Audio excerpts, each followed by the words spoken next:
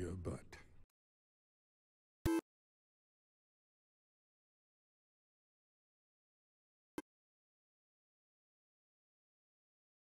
Hello everybody and welcome to Longer and Harder, the show where we take a topic and we go deeper. How is everybody doing today? I hope everyone's having themselves a great afternoon. I know I am. Hello and welcome to the chat. How you doing, Booleanator and Paranor and Phil? Welcome, Geo. Welcome, Villy. Welcome. Oh my goodness, I can't say that one.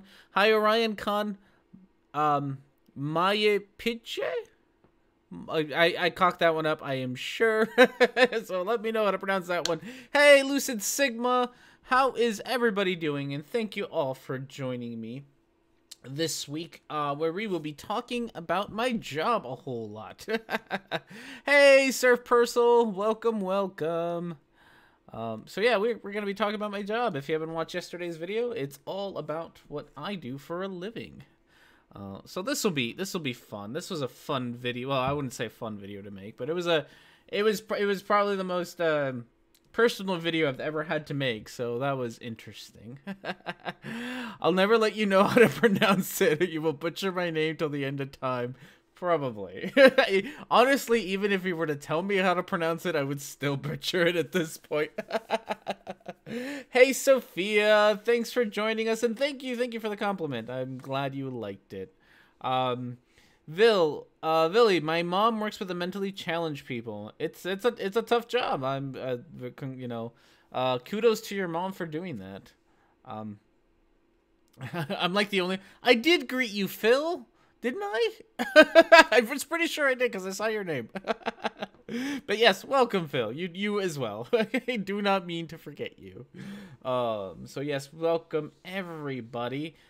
Before we get into the video today, we of course have a little bit of housekeeping to do. So, oh, you said Phil. Yeah, I said Phil. Should I say Fred? Hey, Guy the Incognito. Beer. Yeah, we'll get to the beer in a second. Let's do housekeeping first, because the housekeeping, we do have three maybe things to talk about for housekeeping. So let's get them out of the way first. The first one is probably the least important one, but also the most pressing, is that we need to make sure that we are voting for Anthony Riley at every opportunity that we get. Nightbot is here to assist you with that. Just type in exclamation mark Riley, and that'll give you a link to vote for Riley for Dumb Fuck of the Year. He is ahead right now, and we want to keep it that way. We want to keep a nice strong lead. We want Riley to win.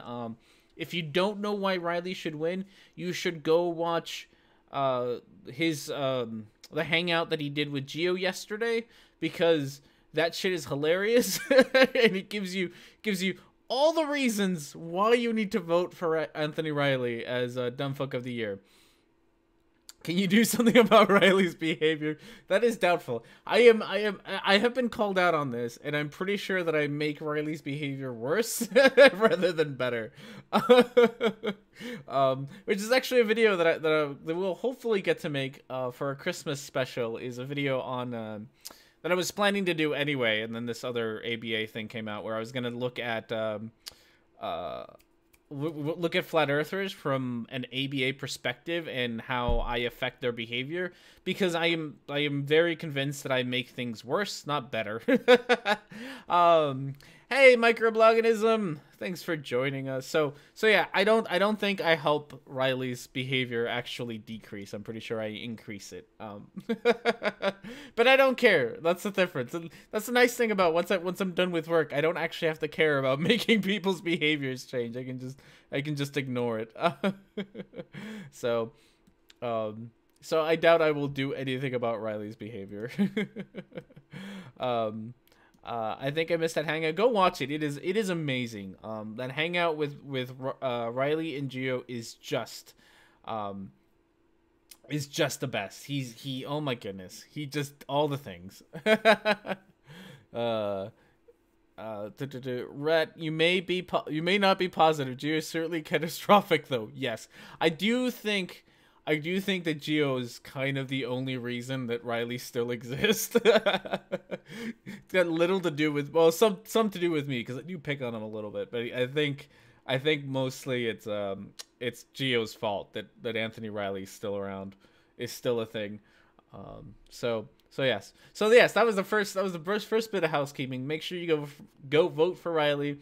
Nightbot will remind you a couple of times during the stream to go vote for Riley, and give you the link. But go do that. Go vote Riley. He's got to win. And I just noticed that I called you Phil, and your name's not Phil. It's Phi. This is, yeah. No, Rhetoric. There's also Shauna for Soundly and Sly. That's true. I think, yeah, because I don't pick on him that much. Like I've made like what two videos on him, 2-3 videos on him. That's really not all that much. So, but yeah. Phil, fun. Yeah, I just can't read. we should have realized this by now. There is a secret word. I'm getting there. I was talking about Riley. I guess the next one is there is a secret word again. So, it has to do with ABA therapy. It is a word that I used, in the video. So if you were listening to the video, you should see it. You should see that word pop up. Cockboard poop butt. So yeah. So see if you can find it. That's, you get all the points. Oh, goodness gracious. Already all the guessing. Holy shit, Micro, you got it already. Jeez Louise. Micro just fucking destroying it today. That's like 2 weeks in a row that Micro wins. Should have made it harder. God damn. Well, there you go. Word of the week has been found already. So yeah, if you use it, you'll get slightly booted. Again, Micro is just ruining my game.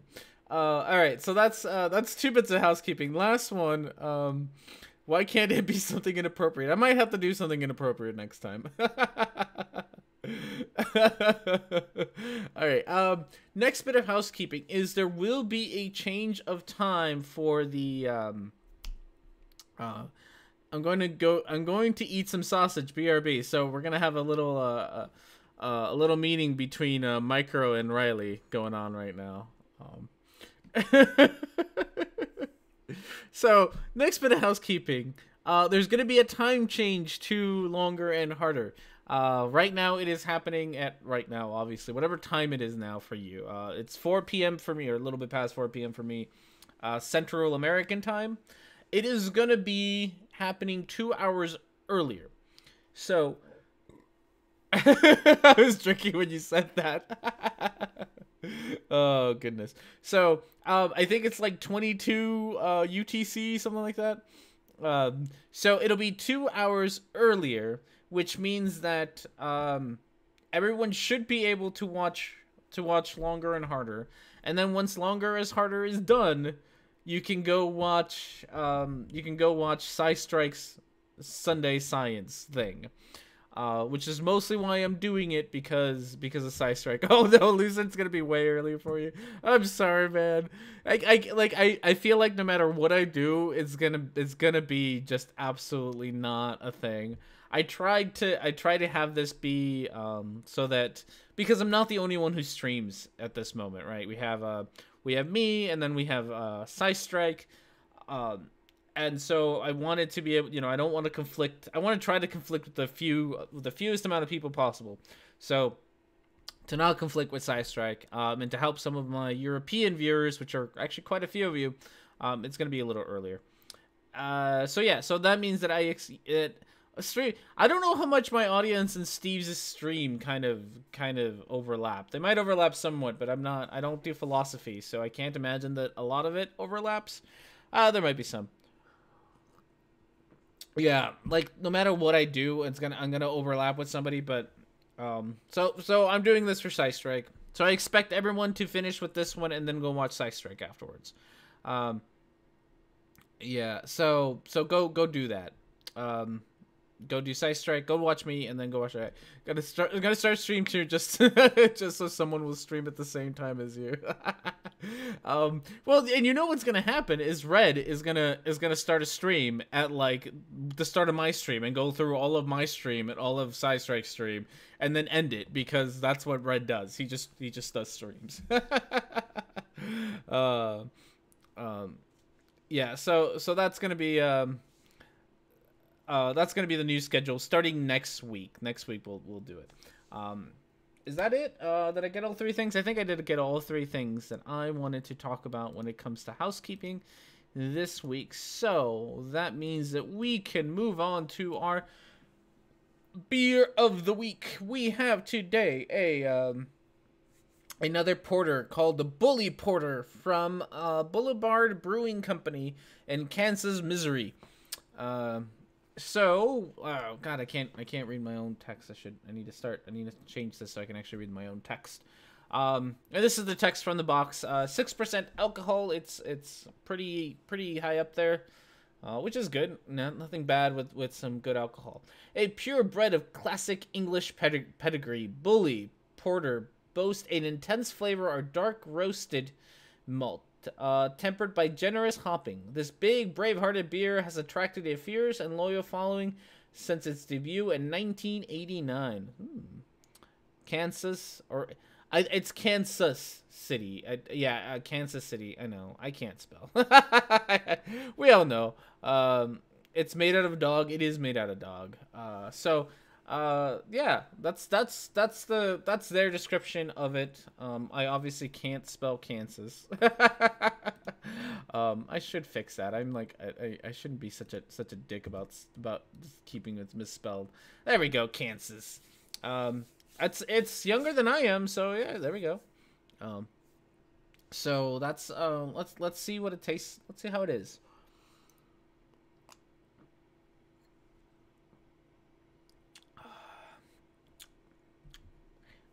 Huh, that's not bad. It is it's not very hoppy, but you can tell, you can taste the bitterness of the hops pretty good. It almost tastes less like a porter and more like an IPA, honestly. But there is a little bit of sweetness. I want to call it sweetness, but a little bit of sweetness from the malt as well. It's a pretty good balance. The maltiness and the hoppiness balance themselves out pretty good. That's a lot more refreshing. Like, it's really crisp, so it's a lot more refreshing than a porter should be. It's very like I could actually feel like I could drink this like on a summer day instead of like the winter that it is now. Like outside on a summer day, it's nice and crisp. It's not as it doesn't feel as heavy as a lot of the other porters that I've had. But it is relatively hoppy. It almost tastes like an IPA. It really gets very close to an IPA. For a porter, it tastes kind of odd. So there you go. I would recommend it. I have a 6-pack of it. I'll probably gladly drink all of it. So there we go. Rhetoric and Discourse. There's a dog brand food called pedigree over here. I don't think you get the joke. There is one here too. Hops, just another hemp variety. That's true. Yeah, I'm trying to be better. I was actually just talking to my wife that I might actually like send out emails to some of the local breweries and see if they actually want to like give me beer to review on the show, because I do it anyway. Hey, it's Guyver. Nice to see you, man. Thanks for joining us. Scottish ales are good for any occasion. That is true. Last week, no, not last week. A couple of weeks ago, we did what is that one? It was Founders, Dirty Bastards. That's a Scottish ale, and that's delicious. That's really good. I buy that one all the time just for funsies. And I almost want to buy it like just to review again, because it's pretty good. I do like Scottish ales.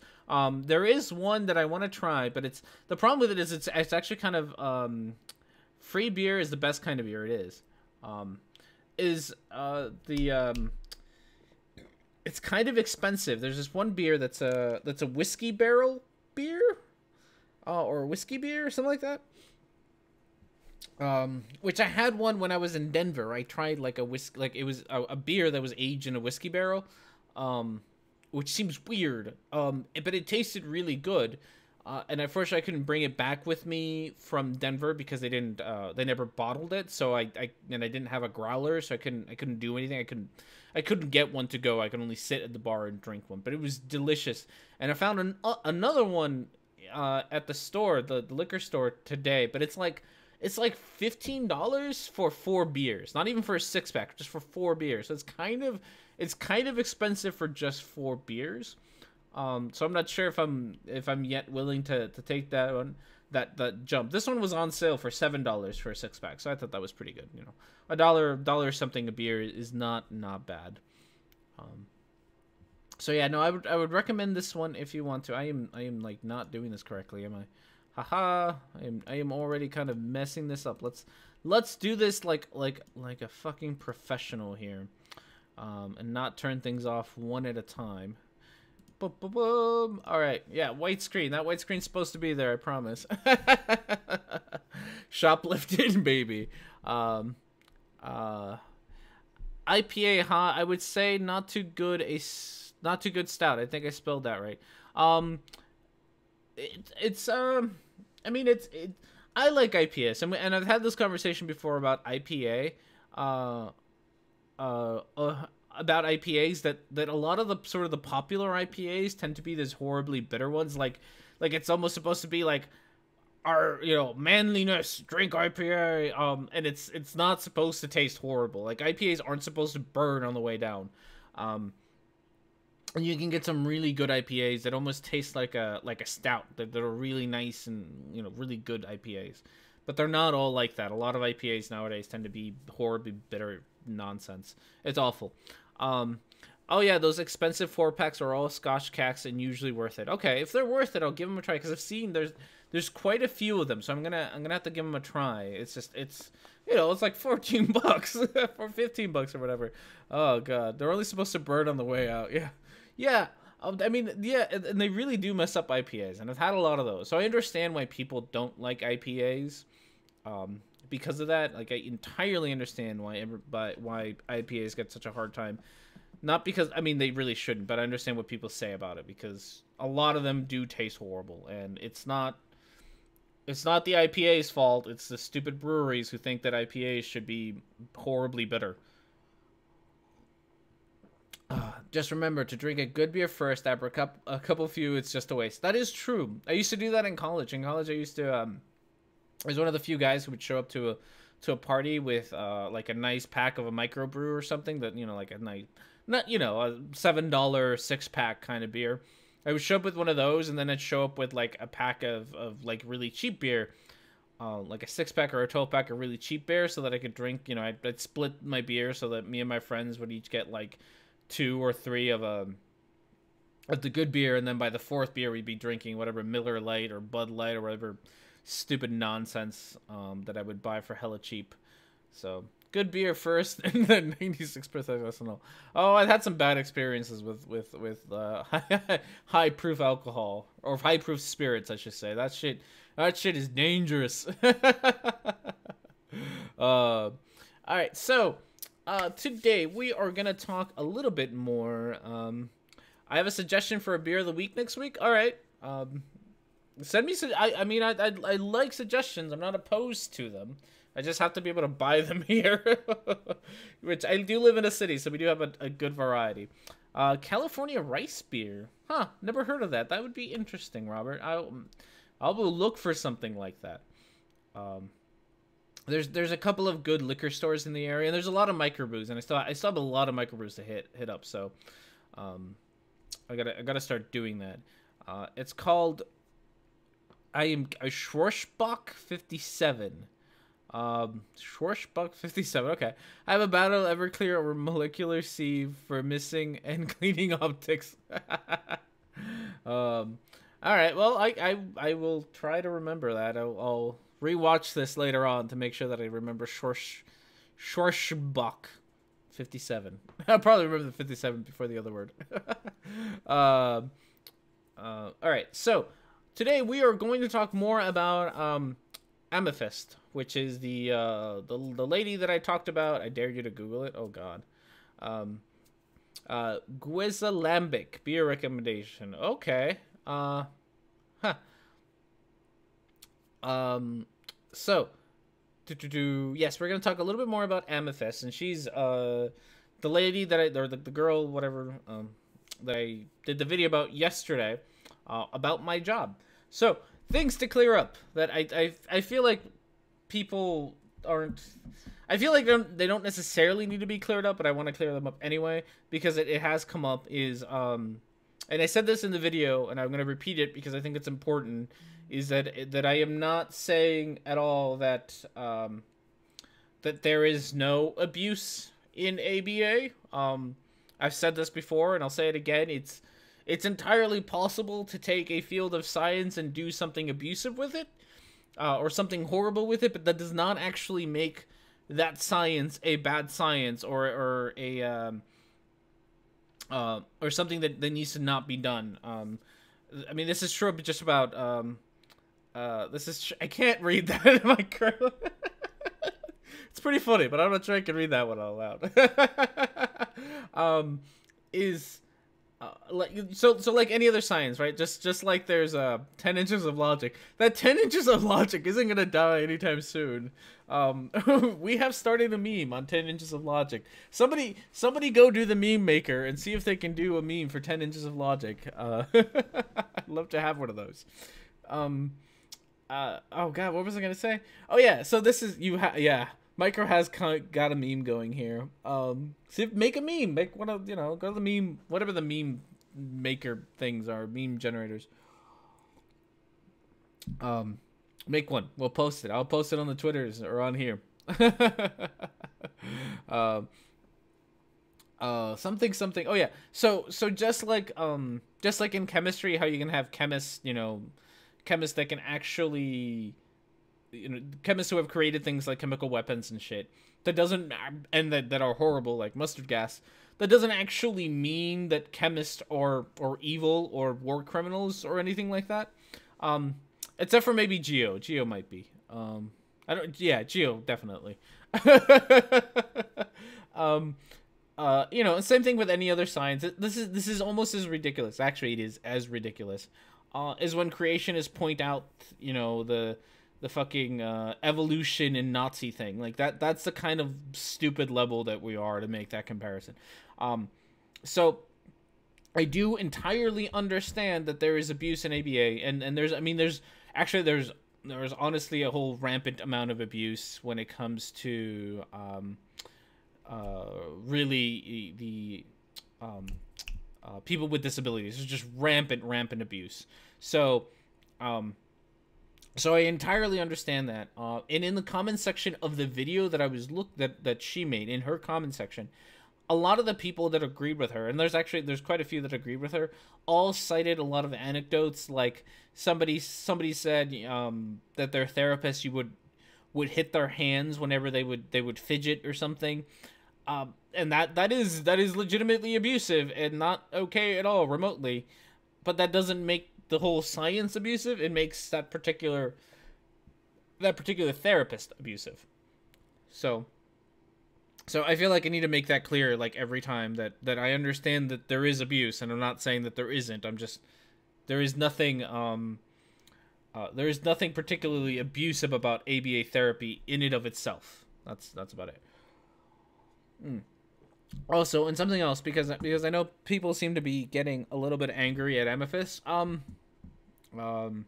is I'm not sure how terrible of a person she is. I watched one other of her videos besides this one where she talks about Autism Speaks, which is an organization in the States that is supposed to help autistic individuals, but it's kind of a really crap organization, and there's a lot of controversy behind it, and it's really not, like, I don't know any of the parents that I work with or any of my clients that actually like Autism Speaks.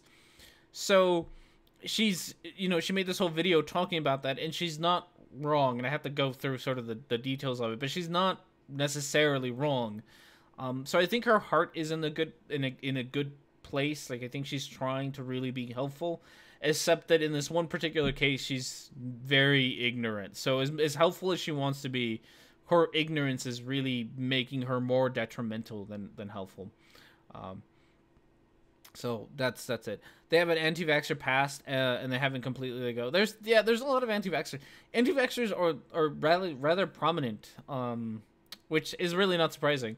A lot of the parents that I work with are anti-vaxxers. I think I've talked this.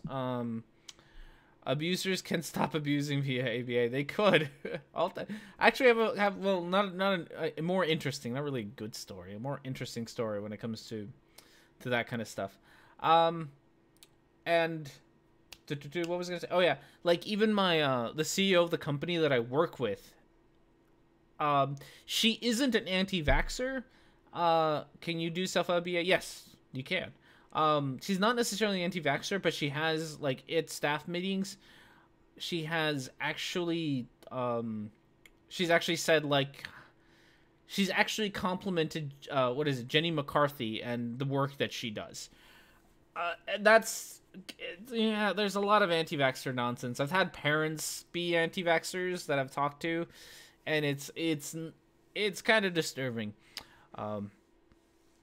Amythest seems to think that being autistic makes her an expert on all things autism. That is true, and I did call her out on that. So I grabbed the able-splaining thing that I put in both my thumbnail and I mentioned in the video is because she actually said that in one of her comments. In one of her comments, she sat and said, somebody pretty much pointed out more or less what I was pointing out, and she said, you're able-splaining. Yeah, being autistic doesn't actually make you an expert on this stuff.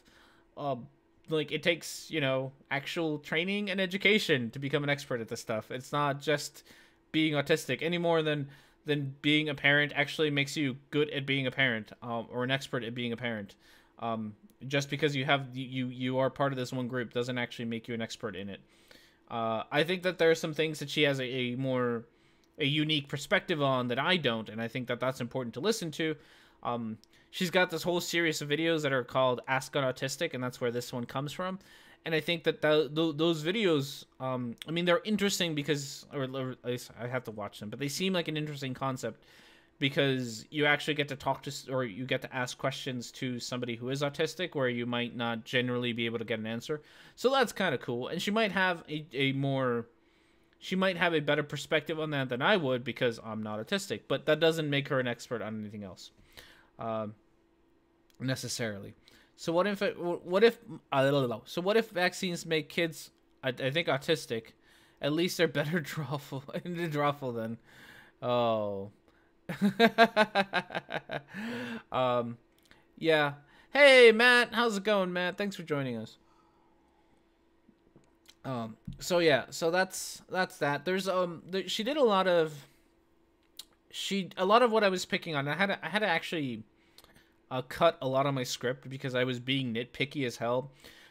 Because she doesn't understand a lot of the terminology that we use, as she showed. So there's going to be a lot of hopefully talk about that because she really gets the terminology wrong. One of my sons is being diagnosed with Asperger's, made me realize a lot about myself, but very different to my other profoundly autistic son. Oh, well, thank you for sharing, Alan. Yeah, I can't imagine. I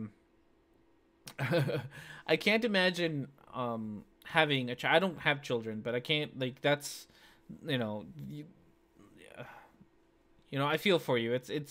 It changes a lot. I have a friend of mine whose son was maybe diagnosed with autism a year or two ago. There's a huge overlap between ADHD and autism, so you can't accuse me of able-splaining. So what would her defense be then? Yeah, that's true. Yeah, I had a friend of mine who was my boys are now in their 20s. Well, great. I'm glad. If you want to share your story about your kids, feel free to. Yeah, I just had a friend of mine has his kid diagnosed with was diagnosed on the autism spectrum, like 2 years ago, a year and a half ago, something like that. And it was really funny because, well, not funny. It's just unfortunate for me. Is that when I first met the kid, like the moment that I met the kid, I was like, "Your kid has autism." I couldn't actually say it, because there are rules about what I'm allowed to say and not say. But I saw this kid, and he showed pretty much every classic sign of having autism or being autistic. and I couldn't actually tell my friend, hey, your kid is autistic, because I because I'm not allowed to. I'm not a doctor. I don't have a doctorate. I can't diagnose people. So even though I knew, I couldn't actually tell my friend, and I had to wait for my friend to go to a real doctor, and then he came to me and he's like, hey, I'm not a diagnostician. Yeah, I'm not allowed to diagnose these things. So I had to wait for my friend to figure it out on his own, and then he did, and I was like, yeah, I know you do. I know your kid is on the spectrum. I kind of saw it the first time that I saw your kid. And he's actually now, he used to be a para, and now he's a behavior therapist like I am. I kind of dragged him along. I made him quit his old job to come follow me to my job. I kind of stole him. Hello, the optimization guy. How you doing? Thank you for joining us. Fi says, my friend had their kid diagnosed with autism. It's really funny. Yeah, I know. I'm terrible at telling jokes. Or telling stories, not jokes. See, this is, yeah, I am not the word at speaking. Marker Jagos. Hello, word of the week. Word of the week has already been found by microbloggers. It took him like 3 seconds. Hey, Itona Haribe. I'm sorry if I mispronounced your name. If you've been here long enough, you will know that I can't pronounce shit. So, thank you for joining us, though. As your usual Rhetoric and Discourse, I need to remind you that you're making terrible mistakes buying a Mac. I am not making a terrible mistake. It's going to be awesome. I am hopefully, fingers crossed. I had a job interview Wednesday to switch jobs from my current job. I'm still going to be doing ABA, but I'm going to be doing it right now. I do it. I sort of do in-house visits, and I do ABA with really not very severe clients. They're very mellow. They're usually high functioning. They don't have a lot of problem behaviors, and we're usually teaching skills. We're not teaching anything else besides that. And the new job that I'm applying for is actually at a clinic, and it's to work with kids with severe behaviors. So like genuine aggression and genuine like self-harm, which is something I haven't done in a couple of years. So it's gonna be a big change. It's gonna be like hella rough. But I'm going to that's kind of more of what I want to do. Because as much as I like the kiddos that I work with now, a lot of the times they don't really need ABA as much as they need like parent coaching, which I can do, and I do. That's part of my job, is I teach parents how to work with their kids. But I'd rather work more hands-on, and I'd rather work more with the severe kids, because it makes a bigger difference in their lives that I work with them than the kids that I work now. And I have more expertise, more experience in that area. And there's not usually a whole lot of people who want to do that job, because you really do come home with like bruises and bites and shit. So it's a really tough job. But I think it'll be more challenging and more fulfilling for me. So hopefully I'll have a new job here in a little bit. And that was just a long way of me saying that because of that, I might have extra money to buy a new computer. So I will probably buy the Mac Pro once it comes out. It's not quite out yet. But once the Mac Pro comes out, it looks like it's going to be really cool. I probably won't get more past the base model, because the base model is looking really good. It's got like 8 cores and like 32 gigs of memory and a terabyte of SSD. It's got a 5K monitor in it, so it's gonna be really, really cool. So I'm really looking forward to that. And hopefully, once I get the new computer, I'll be able to do better game streams. So I'll be able to do the sort of the R&D plays smoother, and I'll be able to play more games and stuff. So that'll hopefully happen. The Mac Pro is going to be awesome, and I'm really looking forward to it. Don't listen to Gio. Gio knows shit about Macs. My son really hated physical contact, not really into hugging back then. Yeah, I've met a lot of kids. I've met a lot of kids who don't really do that. Who don't really like physical contact. I had to. So this is actually a really good point, is because upgrade the RAM yourself. Apple does charge too much, and it's super easy. Yeah, if I ever have to upgrade it, so I think I might stick with the basic RAM, because it is 32 gigs and I don't need that. I can't upgrade the one that I have now. I have the biggest RAM that they ever made for it, which is 8 gigs. So I can't upgrade this one, unfortunately. But I think I need to upgrade the motherboard for more cores anyway, from what Geo tells me at least. Because I do have 8 gigs of RAM and it works just fine for a lot of things. Apple is doing soldered on SSDs and RAMs. Oh, is it really? So yeah, kids who don't like being hugged are rather common in the autism community. I had this one kid, he was adorable. He was like, he was a kindergarten, he was a really cute kid.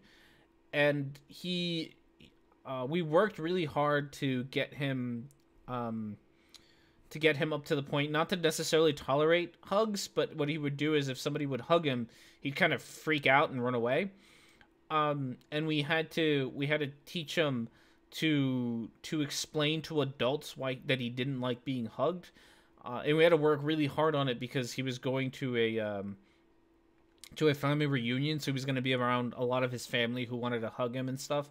So we had to practice a lot him saying, no, please don't hug me, I don't like it, in a nice way, instead of just screaming and running away. So that was one of the goals that we worked on with him.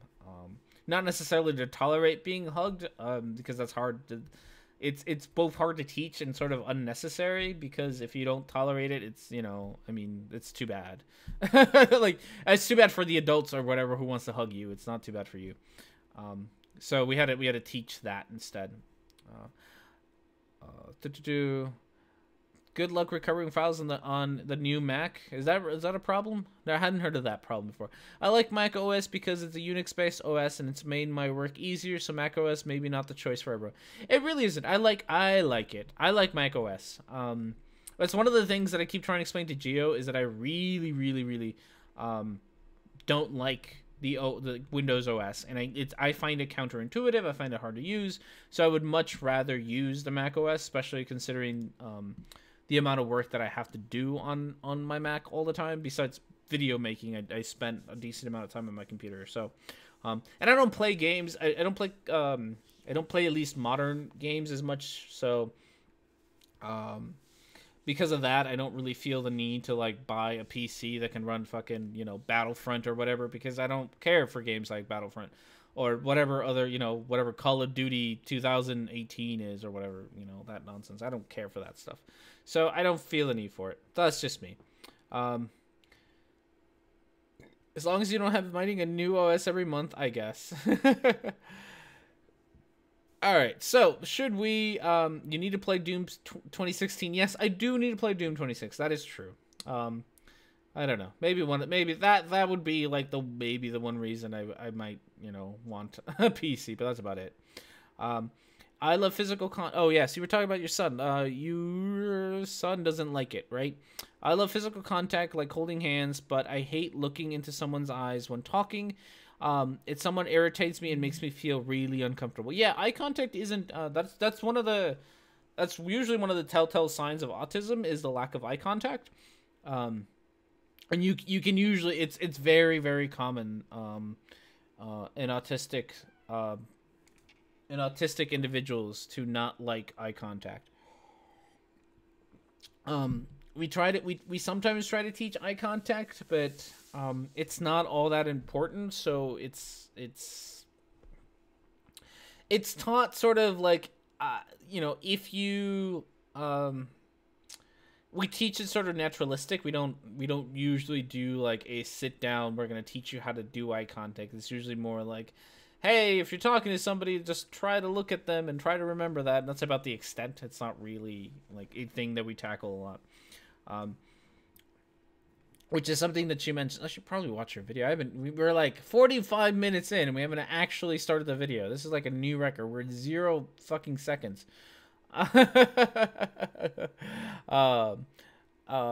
So what was I saying? Oh yeah. So if we teach things like, there's things like, eye contact, please and thank yous, a few other things like that, like niceties, like just sort of civility things that we don't necessarily teach, because we don't find them to be important enough to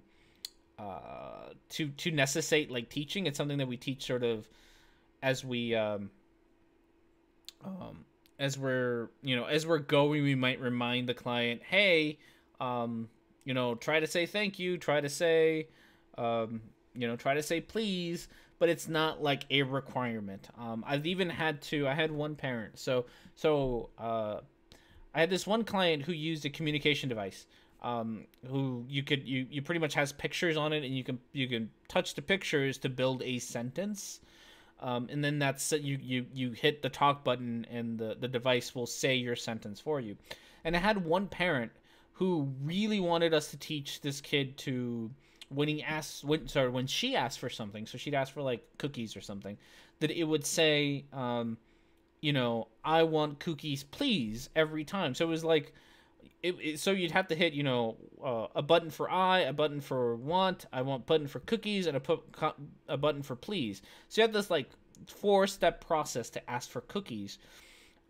And she wanted us to teach this 4-step process, and it took us a while, but we had to convince her that we didn't care about the I want or please part of that at all.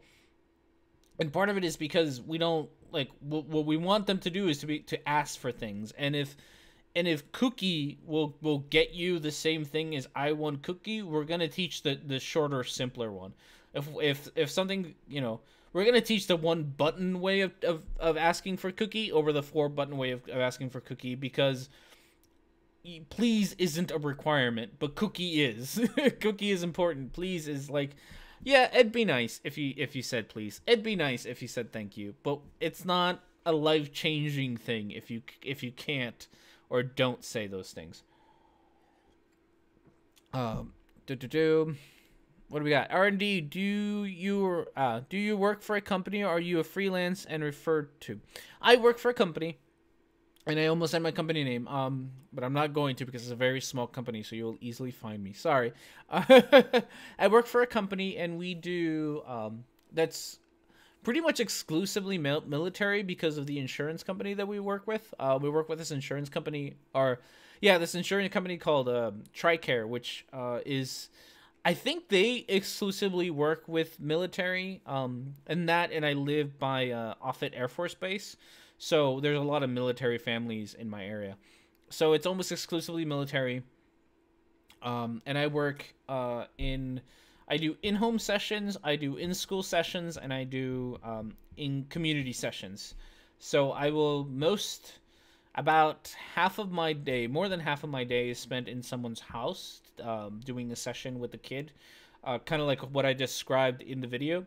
And then about 2 to 3 hours a day, I go into someone's school, and I work with the teachers and the paras and the school itself to sort of to teach them better ways to interact with the autistic kid that I'm working with, as well as model it for them so that they can do it when I'm not there. And that's basically what I do at schools. What I do at schools is really more about teaching everyone else to do it right, not me to do it right. The sign for please was one of the things my son got and used for quite a lot of things he wanted. Yeah, I actually had one of the BCBAs that I used to work with hates teaching please and hates teaching more. Those, like, he will absolutely say, like, he hates those two things because they mean nothing. And parents like to teach them. Parents like to teach more, and parents like to teach please, but they mean absolutely nothing. Because you can never guess what the more, like, if you teach a kid more, you have to sit there for like 5 minutes and be like, which more what? So we instead like to teach very specific things, like, like cookie or TV or movie, and the more specific the better, because it eliminates a lot of that, sitting around like, more popcorn, and I sit here and do this. I sit here and sign at you while you can't see it. No, a little bit of sign language. More popcorn or whatever, and that doesn't, you sit there, more popcorn, more cookie, more, TV, more whatever, and it doesn't help.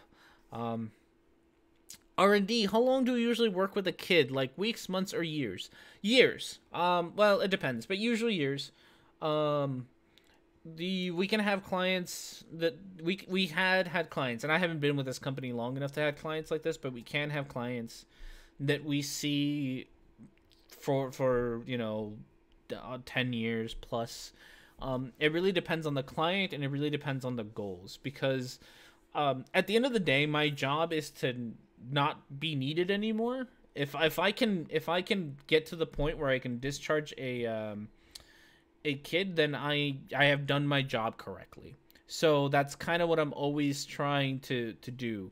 I think one of the mods can probably give you a wrench, P or Carbon. Also, make sure that's a real Carbon. I think that is the real pure Carbon. So yeah, it really depends. I've had a lot of kids who I only see for a few weeks because whatever we were working on, whatever we are working on is that simple that it can be done in a few weeks. But sometimes it does generally take years. I think the longest I've had a client is 2 years, and the only reason that I don't have him anymore is because he moved out of the country. Otherwise, he probably would have still been with me. Actually, that was his session that I described, because he's got I did a lot with him. I worked a lot with him. That was a great family. I missed that family. Really wish they hadn't left. So, any other questions? I think we're good. Are we actually going to start this video? Fuck, we have forgotten the safe word. I think Nightbot forgets the safe word. I don't know why Nightbot dies when there's more than 30 of you in the chat. I don't know why. But it does. The moment there's 30 of you in the chat, Nightbot just craps itself. Have no idea why it does that. All right, start the video. I got a question. No, you don't, Geo. Don't lie to me.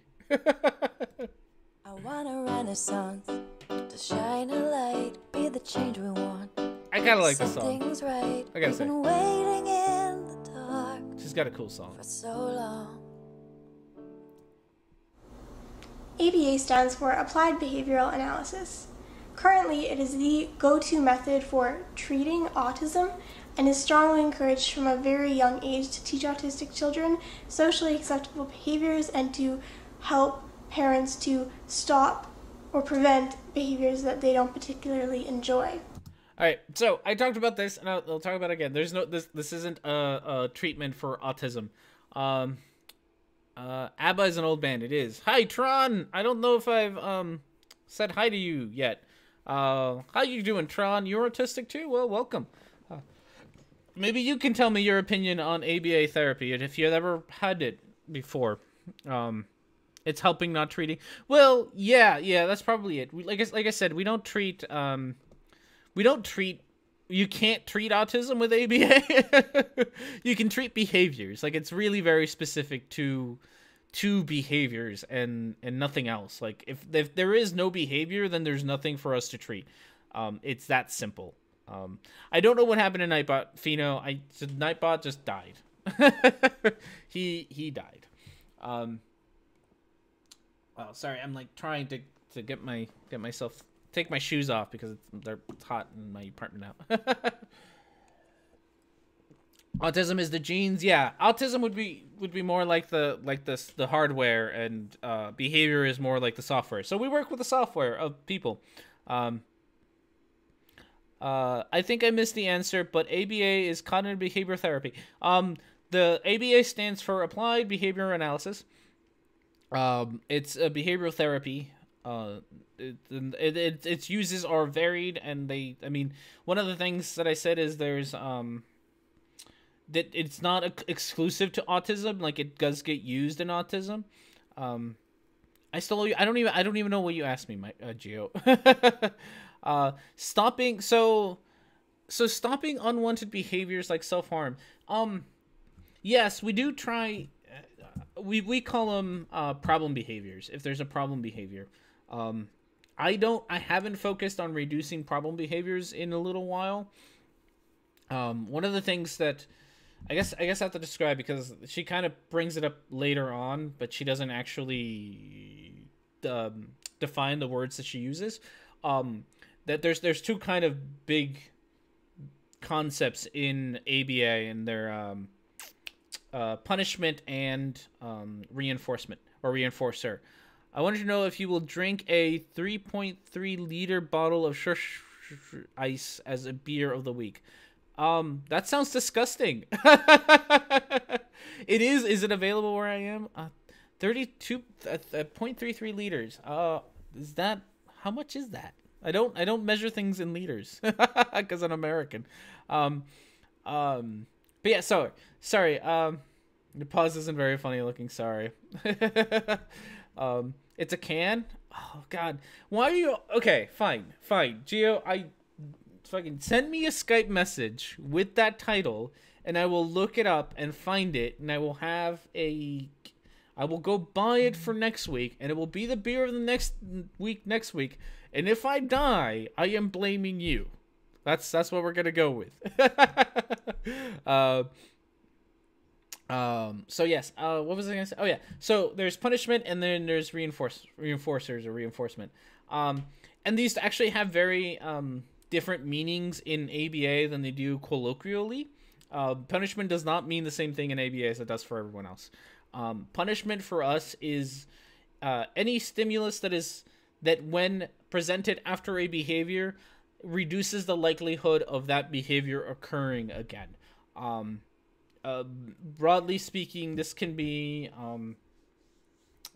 so this is something that like we've all bumped into, which is, oh, I forgot to actually turn off my sound. Thank you, Gio, for reminding me about that.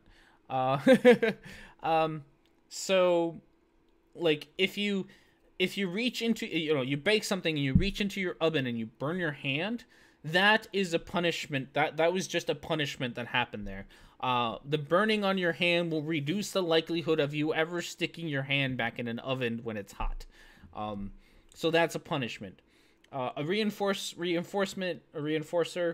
is the opposite or the inverse of that, which is that any stimulus when presented after a behavior has occurred increases the likelihood of that happening.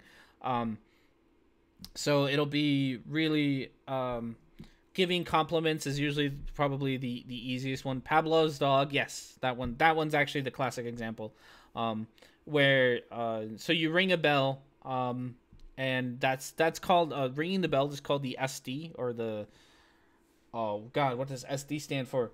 Discriminate something, something discriminate. Shoot, discrete stimuli, something like that. Yeah, classical. Yeah, that is classical conditioning. Hello, Nathaniel. Thank you for joining us. More delayed the punishment is, the less effective. Actually, that's not just true of punishment. The more delayed the stimulus is, the less effective it is. That's true for both ends.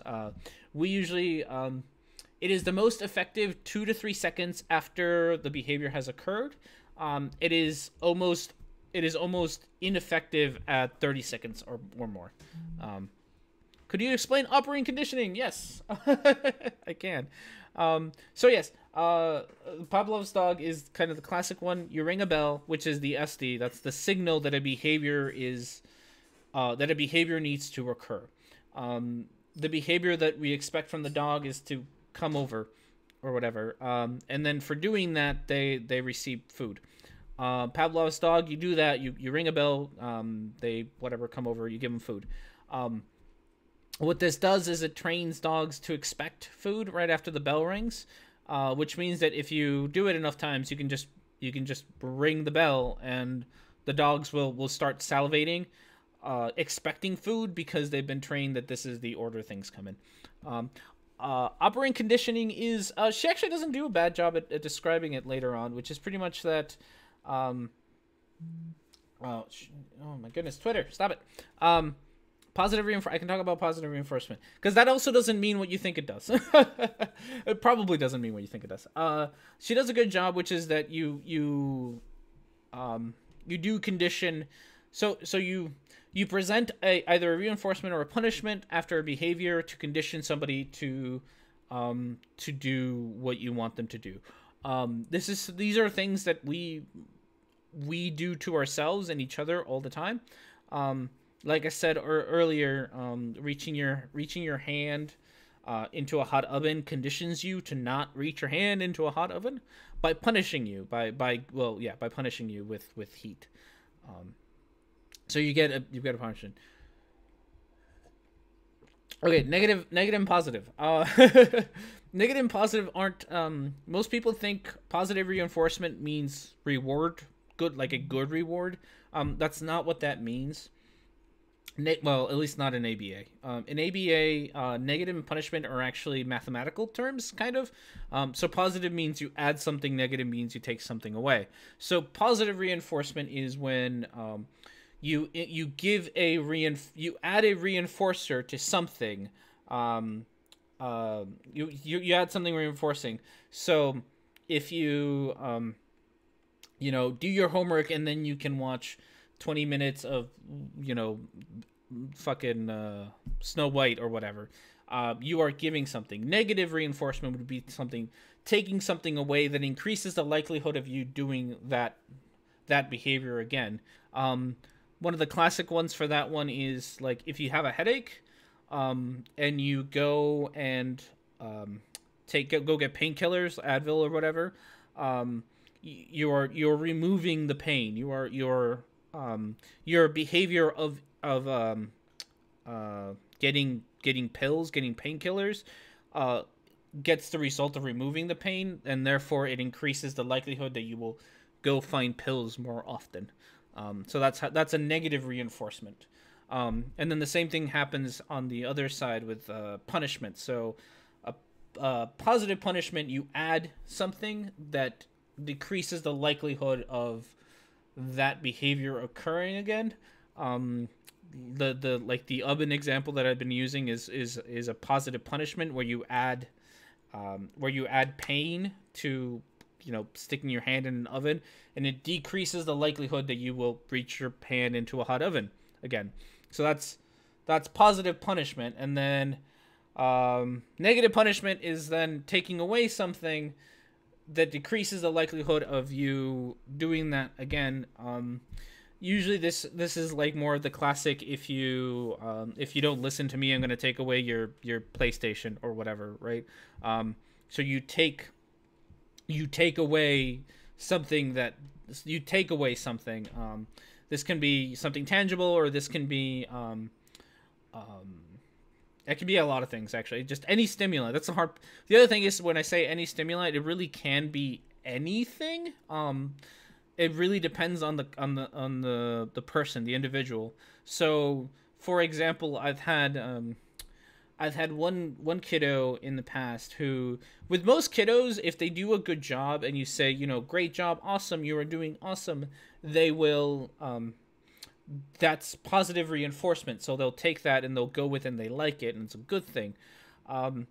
With some kids, that's not the case. With some kids, if you do a positive reinforcement, so you say, hey, great job, they'll actually, that's actually what's that word that I'm looking for? I know my words because I do this job, but then I can't remember them when I need to.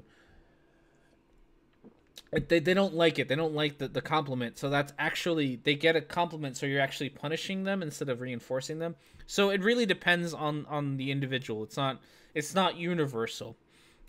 Yeah, I know the words. I have all the best words. Timeout for children. Could that work? Yes. So, one of the big things, what the behavior is that needs to be changed. Yeah, there's a lot of things here. Oh my goodness.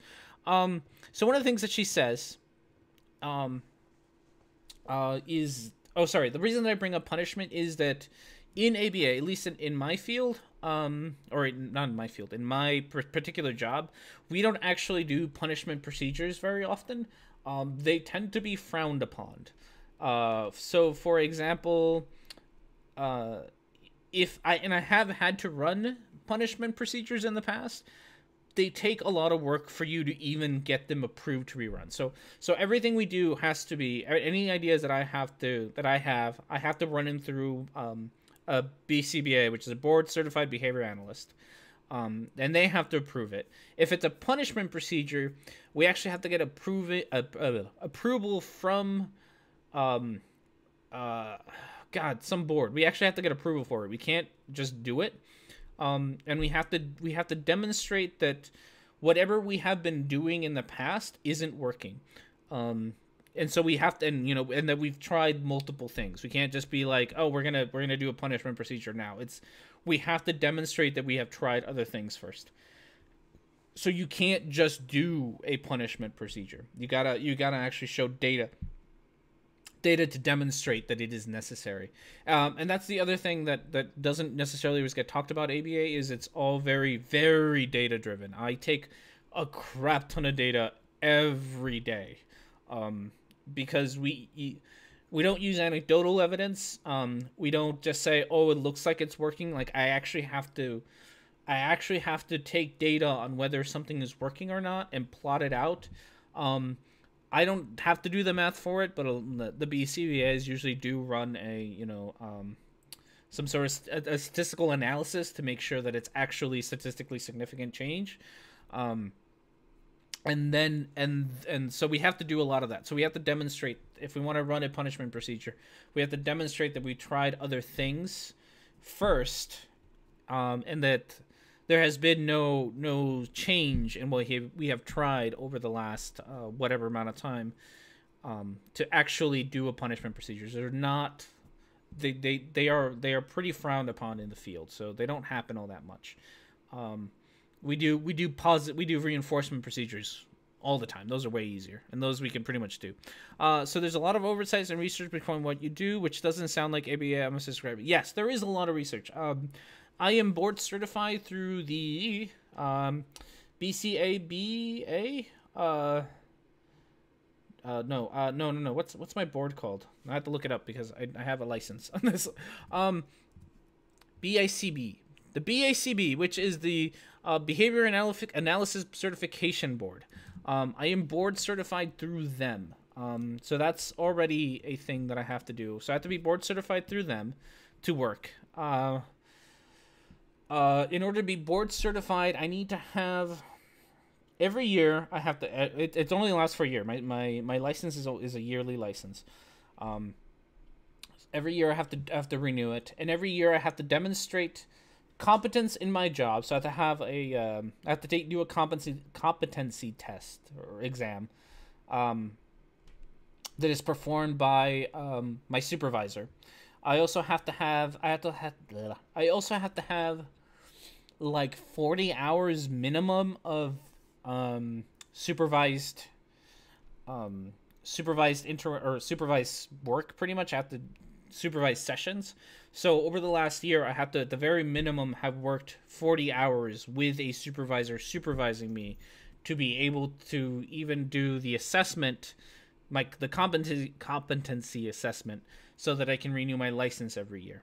And then every decision that I make, I can't get to, I can't just apply it. I have to run it through my BCBA first, and then they get to decide if what I am suggesting is right. I can't personally just come up with things. So there's a hierarchy and stuff, and there is a lot of regulation. I don't just get to do what I want. I don't just get to decide things.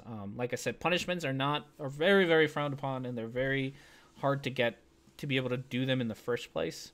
So that is something that I think needs to be pointed out. R&D, was there ever a child you could not handle in your profession? Yes. So I probably could have handled him in the right setting. I have a lot of I've had a lot of kiddos who, because of the setting that I'm in and because of the supervisors that I've had, were far more difficult than I could handle. I used to work for a school. I did this job for a school district out in California. And the school district that I was in has a lot of had a lot of lawsuits going on all the time. There was pretty much this woman who was pretty much like an ambulance chaser for schools. So she would go around. She would go around and find parents who were dissatisfied with the school system and how their school system was running the kids' IEP. IEP stands for Individual Education Plan. And sorry, and then she would pretty much sue the school. So there was this huge fear of lawsuits at the school, which meant that we couldn't run a lot of the procedures that we wanted to, including things like physically preventing the child from eloping or physically preventing the child from being aggressive. Pretty much the only time that I could put my hands on this child was after he had already hit me. And so he had a lot of freedom to pretty much just go around and threaten everyone to hit them. He had broken several windows. He had attacked several kids. It was an absolute disaster. And we, because of the school district that I was in, couldn't do anything to help him, to help prevent a lot of those behaviors. So he had to go to a clinic that actually worked with that. And then in that kind of setting, I think he did much better, which is what the job that I'm applying for is more of that kind of setting where it's a clinic and I get to do a lot more of those, work with a lot more of those kids. So I'm going to go back to more of those kids. So, do you still have problems with Fluffer's bots thumbing you down? No, I don't. I haven't really had them show up yet, very much. Did any of your kids become flat earthers? I would hope not. Welcome WF6I. Thank you for joining us. Was there a question for me?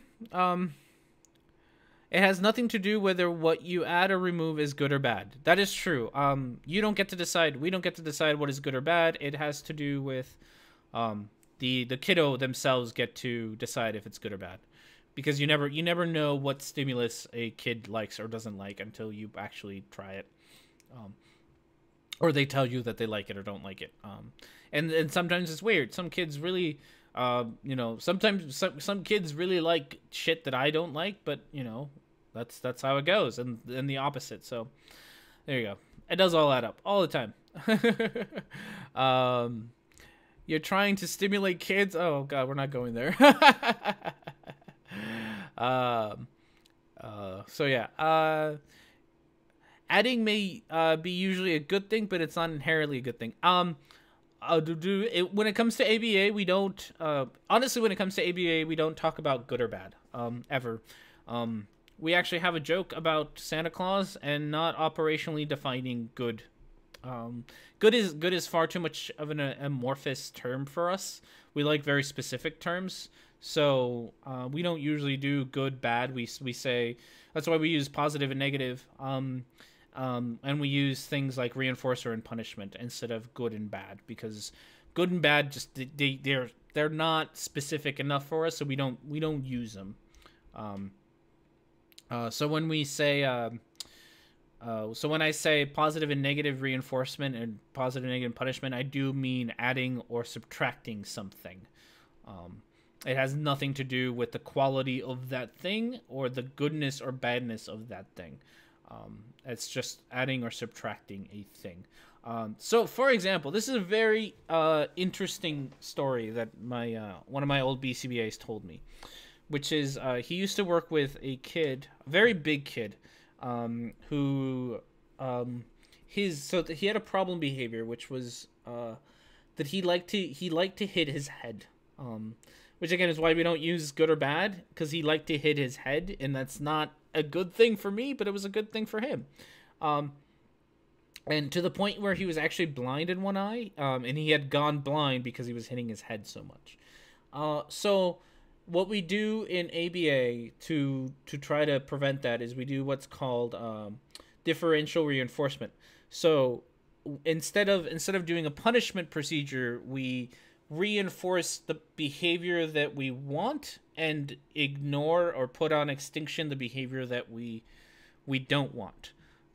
That kind of avoids us having to do a punishment procedure. And this really only works if you have a really strong reinforcer. Well, as it turns out, this one guy, I think he was like somewhere in his, I don't think he was an adult, but I don't remember. I think he might have been an adult. He was a pedophile. He liked little girls, and that was really reinforcing for him. And so the team had to come up with a way to use this reinforcer without actually threatening the lives of little girls. So they got him a doll. They had like no face on it. It was just a doll, but had all the physical features of a prepubescent girl to touch. And that was his reinforcer, to help him stop hitting his head. Yeah, sometimes we get weird on what we have to do. And so that was how this particular client had to be taken care of. So the doll had no face on it. So there was no distinguishing feature. It was not a doll of somebody, but it had the things that he liked. So it was used, because we don't get to pick what is reinforcing and not. It's my job is weird sometimes. I gotta be honest, like, it's a really odd job when I hear stories like this. This isn't someone I had to work with. This was somebody that my old supervisor had to work with. It's very, very interesting. But again, we have to find ways to stop this kid from going blind in his other eye. My son would punch his own head. It's actually quite common behavior for profoundly autistic people. It is. Yeah, it is. Autism is a broad spectrum. It is. There's a lot of head banging. There's a lot of motion. A lot of really fierce motion. There's somebody that I don't work with, but I see all the time at the school, who likes to. She likes to listen to music and bob her head back and forth, like really fast. And it's what she likes to do. So she gets time to do it on, during her breaks. She can go into this room that's away from prying eyes, because she's in high school. So she's away from prying eyes to be able to do this without the other high schoolers, judging her. So that she can still engage in what she wants without being judged by people who honestly don't understand her. But yeah, head punching's a big one. That's one of the reasons that you see a lot of kids with helmets. It's to prevent a lot of that. Some of it is to prevent a lot of that. Some of it is to prevent head banging. Some of it is to prevent falling. But yeah, some of it is to prevent self harm, like that punching. Scratching's another one. So you sometimes see younger kids with they'll put gloves on them so they can still sort of scratch themselves without scratching themselves. And those are really hard to work with. Like I said in the video, you have to discover what the function of the behavior is, so that you can switch it out with a more appropriate behavior. But some of those are really hard to find what will be just as would be a good replacement for that. It's like some of them are really hard to replace. Punching yourself is hard to behave. It's hard to find an appropriate way to punch yourself. Some of it is done with things like padded helmets and stuff, so that you can safely punch yourself. But there's other things like that. So yeah, this is a very interesting field, and I like it, and we do a lot of things. But yeah, I get some very interesting client.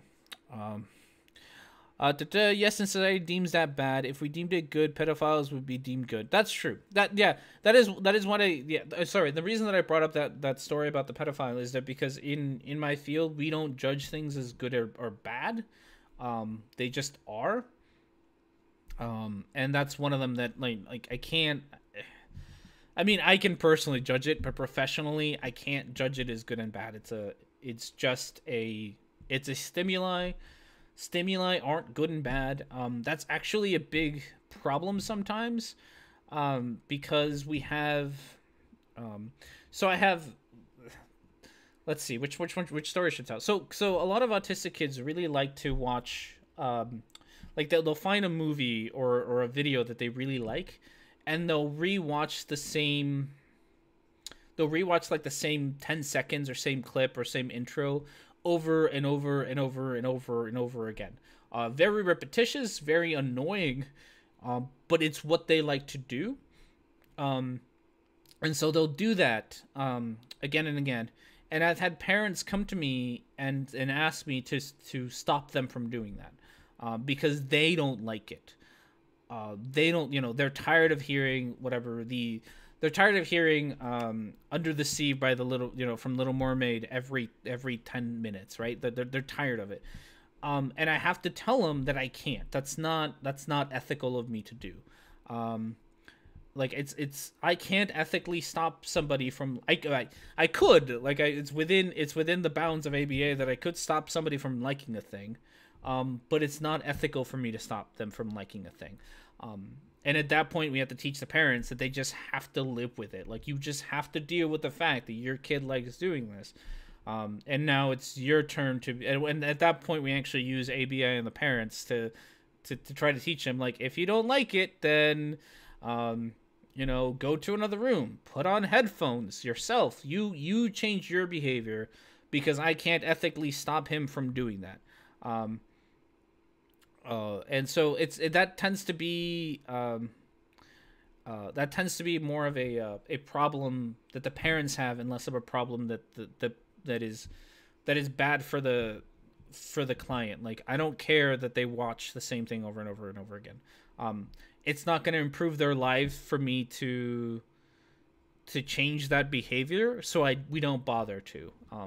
That is another thing we talked about, is when it comes to ABA, we do socially significant behaviors is what we tackle. So if changing the behavior isn't going to improve their lives, we're not going to bother to try to change that behavior. It has to actually improve their lives, or help them gain access to new environments, or help them help them in some way. It can't just be the parents think it's annoying. That's not a thing that we can do. And I've had to turn down parents a lot when they ask me for these kinds of things. I have one parent now who his son really loves Pokemon, like, a lot. Really, really likes Pokemon. He likes to play Pokemon. He likes to watch Pokemon. He likes Pokemon toys. He really, really likes Pokemon. And his dad hates Pokemon. And for a long time, he refused to buy the kid Pokemon toys or do anything with Pokemon, let him watch it on TV. And I had to train the dad to stop that. Like, you don't get to pick what your kid likes. This is what your kid likes. You're kind of being a horrible parent by preventing him from accessing that. So we actually do a lot of ABA with parents as well. It's not just the kiddos that I work with. I actually use it on parents to teach parents how to better work with their children. So it's not just on the kids. Yeah. Do any other questions that I can answer? Really profound cases often wind up in institutions. That's true. Yeah, I don't know how you can hate Pokemon. It's awesome. All right, so we are way past our break time, but I need a new beer. And we have watched a grand total of none of this video, 34 seconds. So we're gonna do our break now. We will be back. Switch overlays and whatnots. All right, we will be back in a little bit. While I'm on break, I should look at the beer. I will try. So. We're gonna take a break. There's noise going on. I'm gonna stop the noise while I did this. I did start watching the video. I didn't get very far because people keep asking me questions, which is fine. I know everybody has a lot of questions about this. This isn't, you don't usually get to talk to people like me, I suppose. So yeah, we're gonna take a break. I'll be back in a few, probably 2-3 minutes, 4 minutes maybe, depending on how long peeing takes. And then we will maybe watch more of the video, and if you have more questions, we will try to address them. I will say, if you do have a question for me, specifically for me and not just for the whole chat, do try to tag me in it. Do the at our Rhetoric and Discourse. Instead of just doing at R&D, because I'm not gonna necessarily see it in the scrolling chat if you just put at R&D or just put R&D. If you put at Rhetoric and Discourse, I will see it. It gets highlighted in my chat. and I can see it that way. So do try to tag me if you have a particular question for me. All right, with that, I'm going to turn off my mic, and I'm going to turn on the music, and I will be back in a few minutes.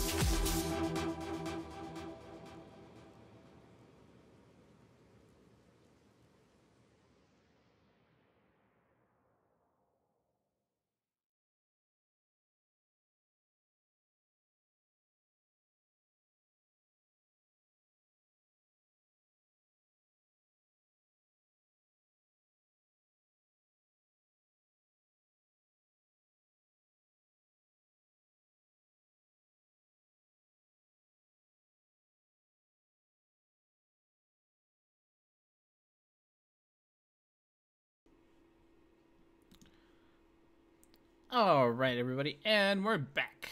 How we doing? How's the chat going? Wonder Toad likes Wooden Toad. Sorry, not Wonder Toad. Sorry, Wooden Toad. Wooden Toad likes her chocolate. That's great. So yes, we're back. We're gonna try to watch a little bit of this. I guess we're probably gonna have to go like a little bit longer than our usual episode. Which is okay. This was an episode that I was really looking forward to. So I'm glad. Oh, should I change my thing? I should probably change my thing to Geo's overlay, huh? If Geo's overlay exists. Does Geo? Oh, I don't know where your overlay went, Geo. Where did I put it? I moved it. Now I can't find it. Geo. Where did I put your overlay? I have it somewhere in here. In here. This is like hella professional of me right now. I know, right? I don't remember where I put it. Is this? Oh shit! I have two of them, and I think it's this. No, that's the Halloween one. No, that's the regular one. I think. Let's check. Nope, that's not it. That's not it at all. Let's try this one. Is this one it? Oh, that one is it. All right. I just gotta fix the chat a little bit. Let's see. Fix the chat. Chat is way too high up. There we go. All right. We can use this overlay today. But Hobbs isn't waging war on Christmas, so that's a little sad. I really wish Hobbs was doing that. Was waging war on Christmas, but whatever. We can't have it. Geo will hopefully have a new overlay for us here for the Christmas season. I've had a few previews, and it looks kind of it looks rather disturbing. I gotta say, but whatever. So we'll have hopefully here someone.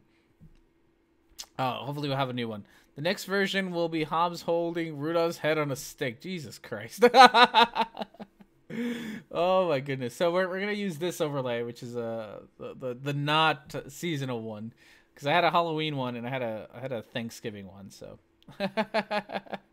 what happened to the phallic corn? The phallic corn is only for that one holiday that just went by that I can't remember the name. Thanksgiving. That was for Thanksgiving.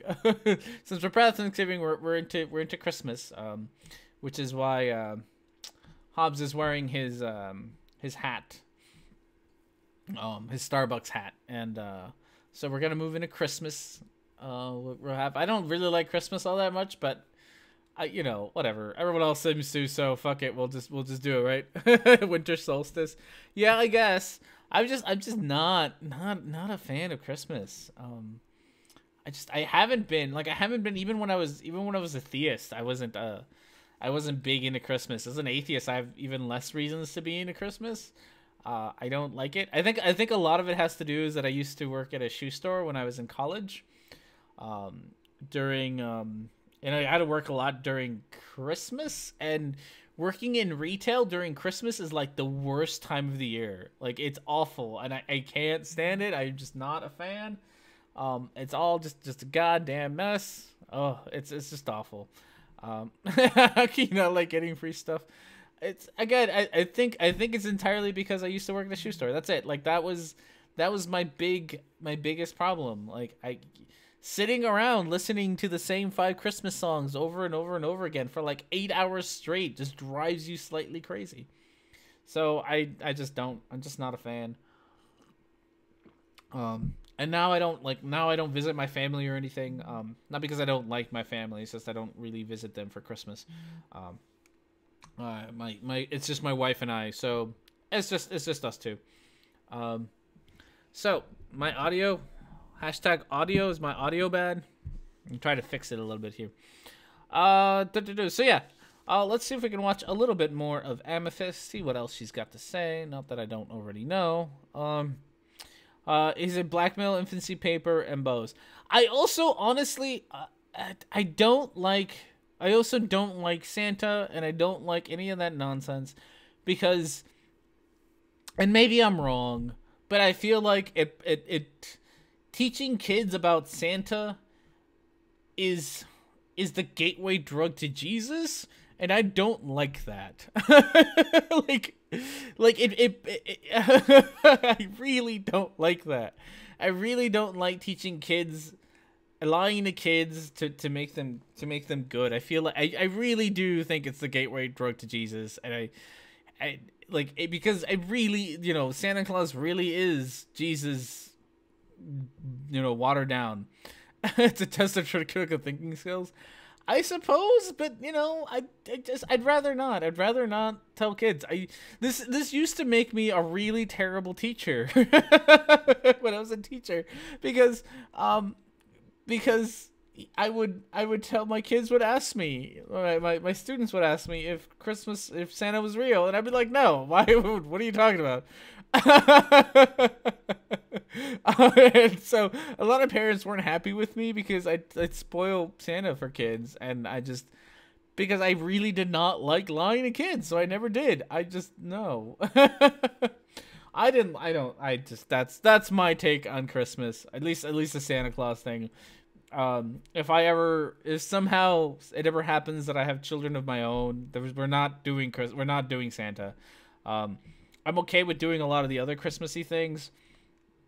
Enough of Christmas is secular that I'm okay with doing the Christmassy things. I'm okay with, the trees and the fucking lights and all that. But how is Santa watered down? Jesus, Santa and Satan are spelled the same letters. Yeah. So just call him Satan Claus. So yeah, if I ever have kids, we're not doing Santa. We'll do other Christmas things. I am warming up to Christmas a little bit more as I sort of get older, and the memories of working at a shoe store fade away to the back of my memory, and my wife insistently tries to make my house Christmassy. I'm breaking down, and I'm liking it a little bit more every year. Eventually I'll bother to put up a Christmas tree or something. But still, for now, I'm just an old curmudgeon who just doesn't like Christmas. The truth is, R&D was a bad boy, and you never got any presents, and he still holds a grudge against old Saint Nick. Yeah, no, I think I think part of it was that I grew up rather poor. Like my family didn't have a lot of money growing up. They're a lot better off now, but we grew up very, very, very, very poor. I remember when I was little, going out to dinner meant going to McDonald's, because that's a dinner that we could afford. And it was a big deal that we would go to McDonald's or to Burger King or whatever. Like, we really did not have a lot of money. So it was very obvious to me that I didn't get as many Christmas gifts as the other kids did, and that my Christmas gifts weren't as good as the other kids were. Well, not my Christmas gifts, my Santa gifts, right? My Santa gifts tended to be smaller or cheaper than everyone else's, and that might have actually contributed to my hatred of Santa Claus. Is that it's for years I was like, why doesn't Santa love me as much as he loves, the rich kid who got a fucking Xbox? Great, I wasn't a kid when the fucking Xbox came out, but you get the point. Kids were getting I don't know what they would get. I had kids who were getting like my friends and neighbors were getting like Super Nintendos and stuff, when I was getting some of those old like Tiger Entertainment, like little, what were this called, those stupid games, those Tiger Entertainment games, right? So I was getting those when my friends were getting a Super NES. So it was I was so rich I got it before it existed. Yeah. So that was happening a lot, which made me rather self-conscious about the fact that Santa doesn't love me as much, which I think is a horrible thing to teach the kids. That's all. When are we gonna watch the Autistic ABA haters video? Never. All right. Let's get to a little bit more of Amythest here. The idea behind behavioral analysis is to take your subject, and first you analyze what is prompting the behavior that you don't like. So say for an autistic child, that would be hand flapping. And then the second step is to develop consequential strategies to prevent that behavior from occurring. Okay, so I did this in a video. That is not the only thing that we do. And punishment behaviors aren't a thing. Like I said earlier, punishment behaviors are lowering the likelihood of that behavior occurring again. Yeah, she's just going to repeat what you said. She is. So, hand flapping. What does that mean? Literal hand flapping. You take your hands and I do it as if you can see me. You flap your hands. Which is a thing. I can't do it as well as autistic kids do, but you pretty much just shake your hands back and forth, and a lot of them a lot of kids are flexible enough that they make like a flapping noise when they do it. But literally just flapping your hands. And a lot of autistic kids do this because it feels good. It helps them focus and things like that. It's a thing. It's not, oh God, I just didn't hurt. I really don't know how they do it for like hours, but they can. Hey Adam, thanks for coming in. I'm trying not to be too mean to her, but I understand. Hand fapping, no flapping. God, that hurt. I just like hurt my wrist trying to do hand flapping. Ow. So yeah, that is one of the common autistic behaviors. But like I said, ABA, at least in the way that I do it, we don't do a lot of punishment procedures. So we would never try to decrease hand flapping on its own. We would actually try to, if it was really a problem, but I don't see a problem with hand flapping, so I'm not sure why you would try to stop it. A lot of people think Bill Gates has Asperger's. A lot of people think a lot of things about psychology that are wrong. people don't like. There's a lot of hand fapping. Oh my goodness. But yeah, I personally wouldn't find. Oh God damn it! I did it again. What did the hand flapping? It hurt. God damn it. Ow. All right, I'm not gonna do it anymore. The thing, what was I talking about? God damn it. Yeah, we would never increase. How does your hand fap in 10 inches of logic? Oh, apparently painfully. So yeah, we would. So a lot of what we do with this kind of things. For example, I'm actually working on a kid with this one right now, where he does a lot of stemming. So hand flapping is stemming, is a kind of stemming. If you don't know what stemming is like a repetitive motion. Something sort of repetitive physical motion, like hand flapping. Punching yourself is stemming. Tapping is stemming. A lot of those things are stemming. It's why it's a thing that fidget spinners were made to fix. Self-stimulation, self-stimulation. That's usually most of the time, like 99% of the time, why stemming happens. But it's a lot of different things. But that's stemming. The other one that sort of goes with it with stemming is oh God damn it, stereopathy. Excuse me, which is repetitive noise. Well, repetitive. Not necessarily noises, but repetitive sounds. There we go. Repetitive sounds. Stereopathy is repetitive sounds, and that can also take a bunch of different forms. You'll hear it a lot if you hang around autistic kids a lot. You'll hear a lot of the like really loud humming, like that's stereopathy. It's also like stemming, but it's self-stimulation, and a lot of it is done because it feels good. Like they like the vibration, right? Like that sensation, so they do it. I like snapping my fingers. Yeah, I like snapping your fingers. So those things aren't like, there's nothing necessarily wrong about those things. And a lot of us do them to some degree or another. One of the reasons that fidget spinners got so popular is because it genuinely feels good. Like if you ever played with a fidget spinner, they feel pretty good, right? So that's, that would be considered stemming, to get that self-simulation of the feeling of the fidget spinner and stuff. Worry stones, worry stones are another great example. Worry stones are the other one that you just rubbing. There was those clicker cube things that had around. a lot of, you know, there could be all sorts of things. Chewing gum is one of them. Biting nails, biting the top of your lips. A lot of these are stemming, and we all sort of do them to a certain amount, to a certain degree. We all have them, right? Because we all have sort of self-stimulation that we do. It's just a lot more. It's a lot more active in autism. Like you'll see them, they'll go kind of overboard with it. But there's nothing wrong with that behavior in and of itself. There really isn't anything wrong with it. But it's not necessarily appropriate all the time, right? Like you can't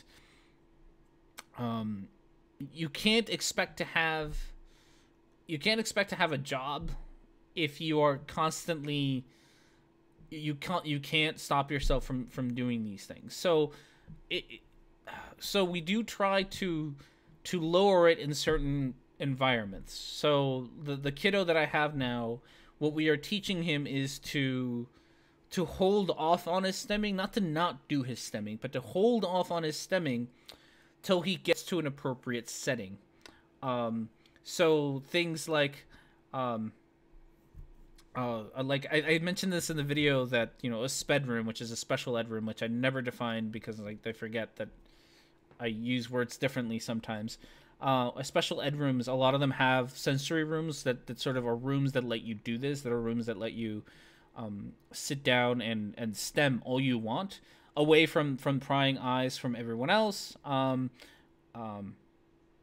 away from, you know, because kids are assholes, and they're judgmental assholes, and we don't want autistic kids to be judged unfairly, because they do these things, and honestly, kids are assholes, and they will make fun of you for making weird noises that, you know, noises that they find weird, and that's not okay. So we try to give kids, we try to give kids sort of an appropriate place to do these kinds of activities, or these kinds, you know, stemming or stereopathy, where they're not going to get judged for it. And then the other one, which is kind of more important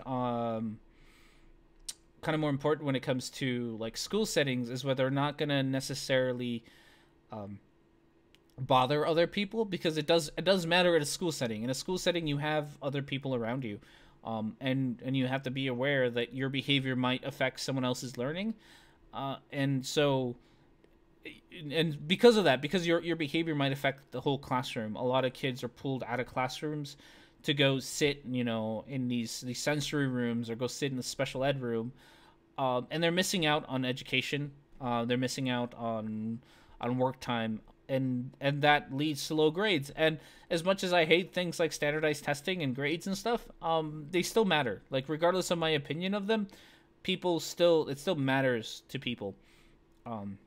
And we want autistic kids to have as normal of a life as they can. You know, we do try. I had one of my kiddos.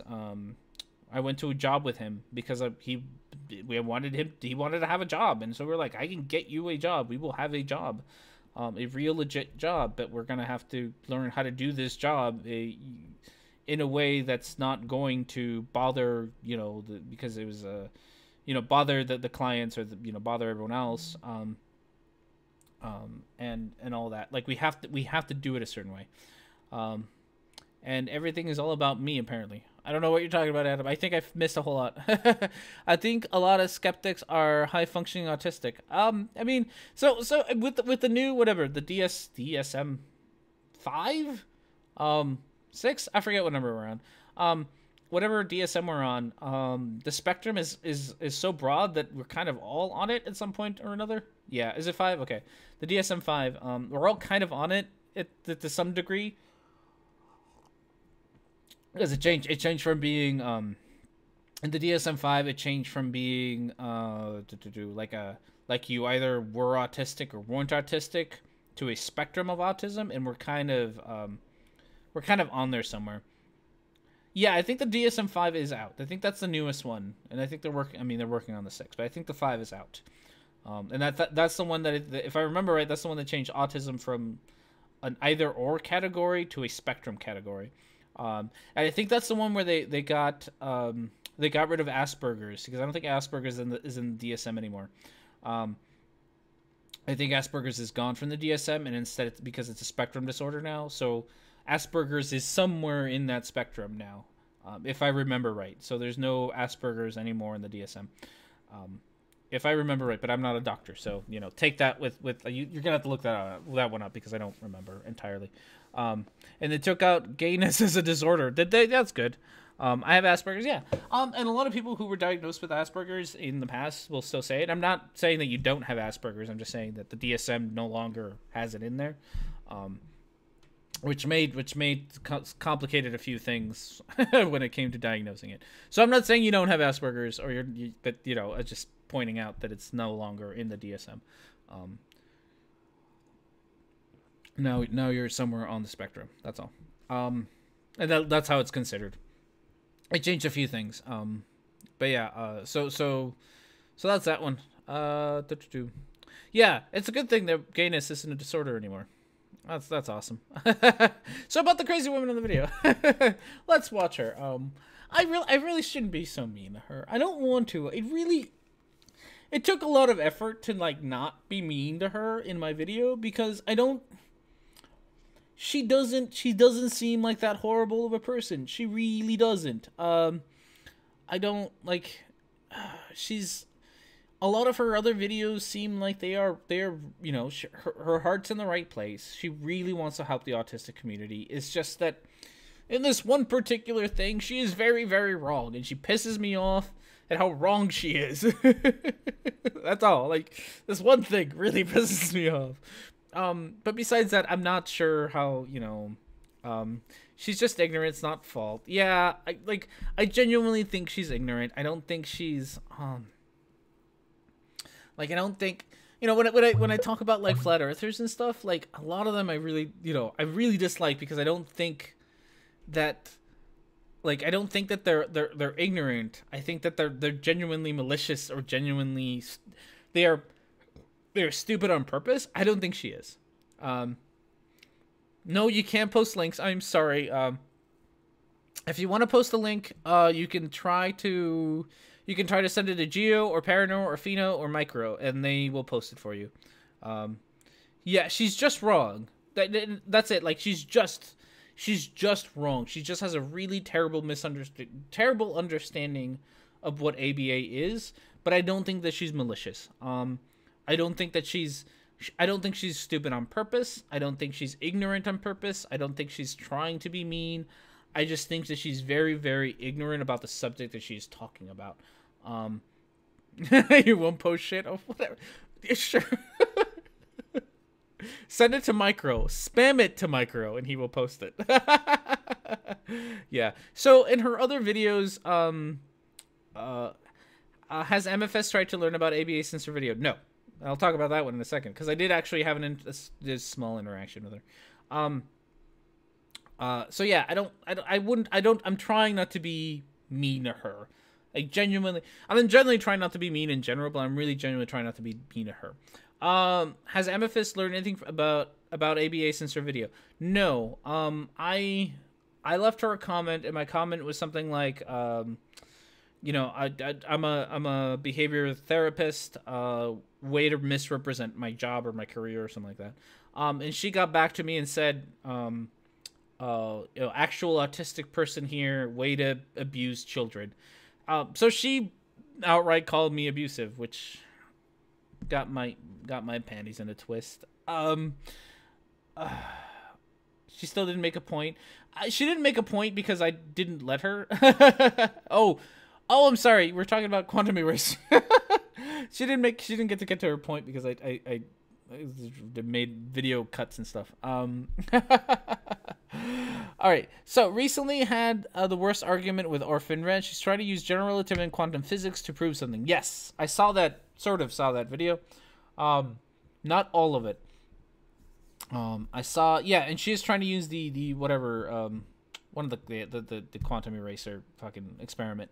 I kind of watched a little bit of it. I don't know. Someone suggested that I do a video on it. I don't know. It might have been you. Somebody shared it. I don't know how much I want to.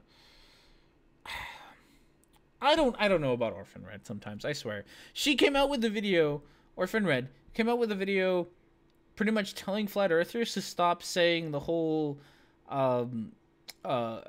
water doesn't curb argument, because it's stupid, because the globe earth model has a solution to it, which is gravity, and that, you know, they sound stupid bringing up this argument over and over again.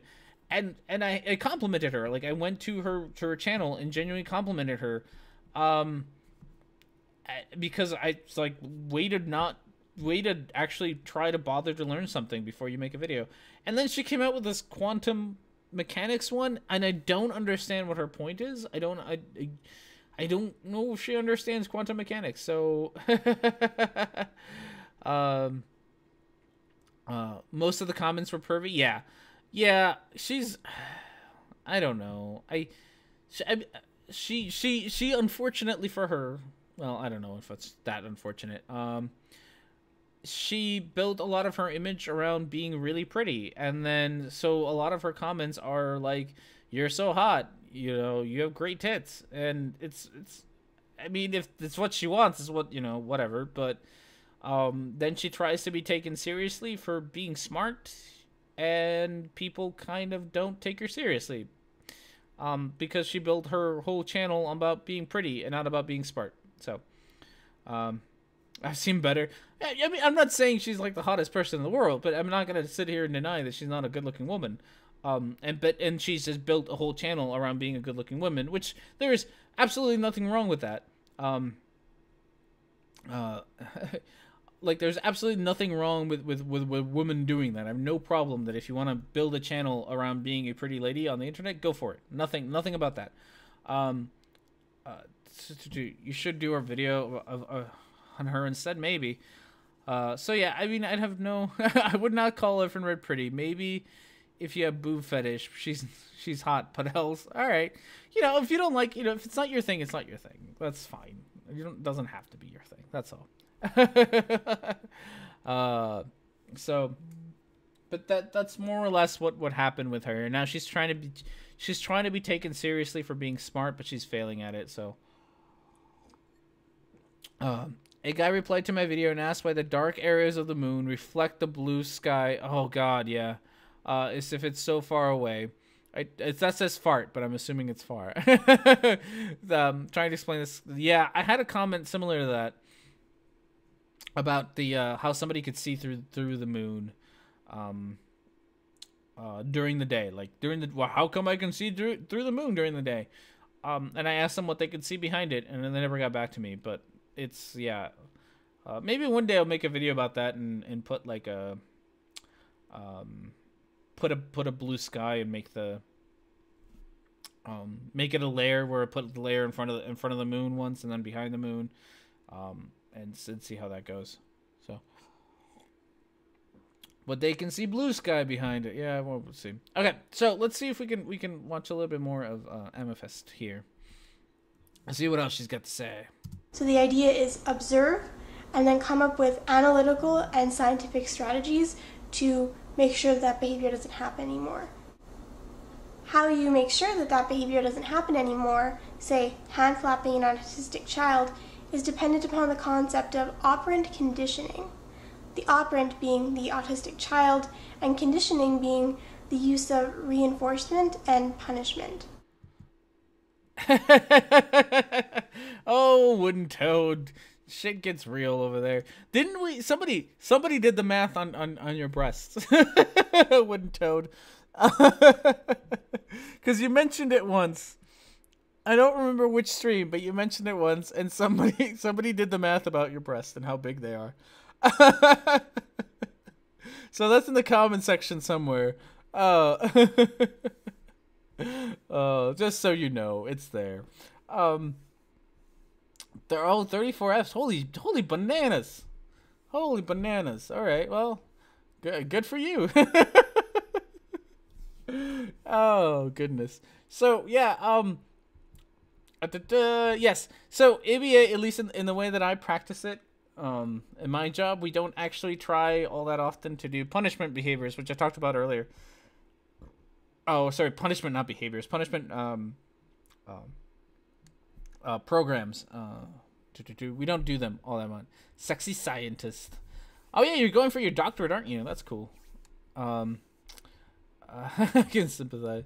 Oh my goodness, flat earthers like round boobs. They do. They gotta like. They gotta like something.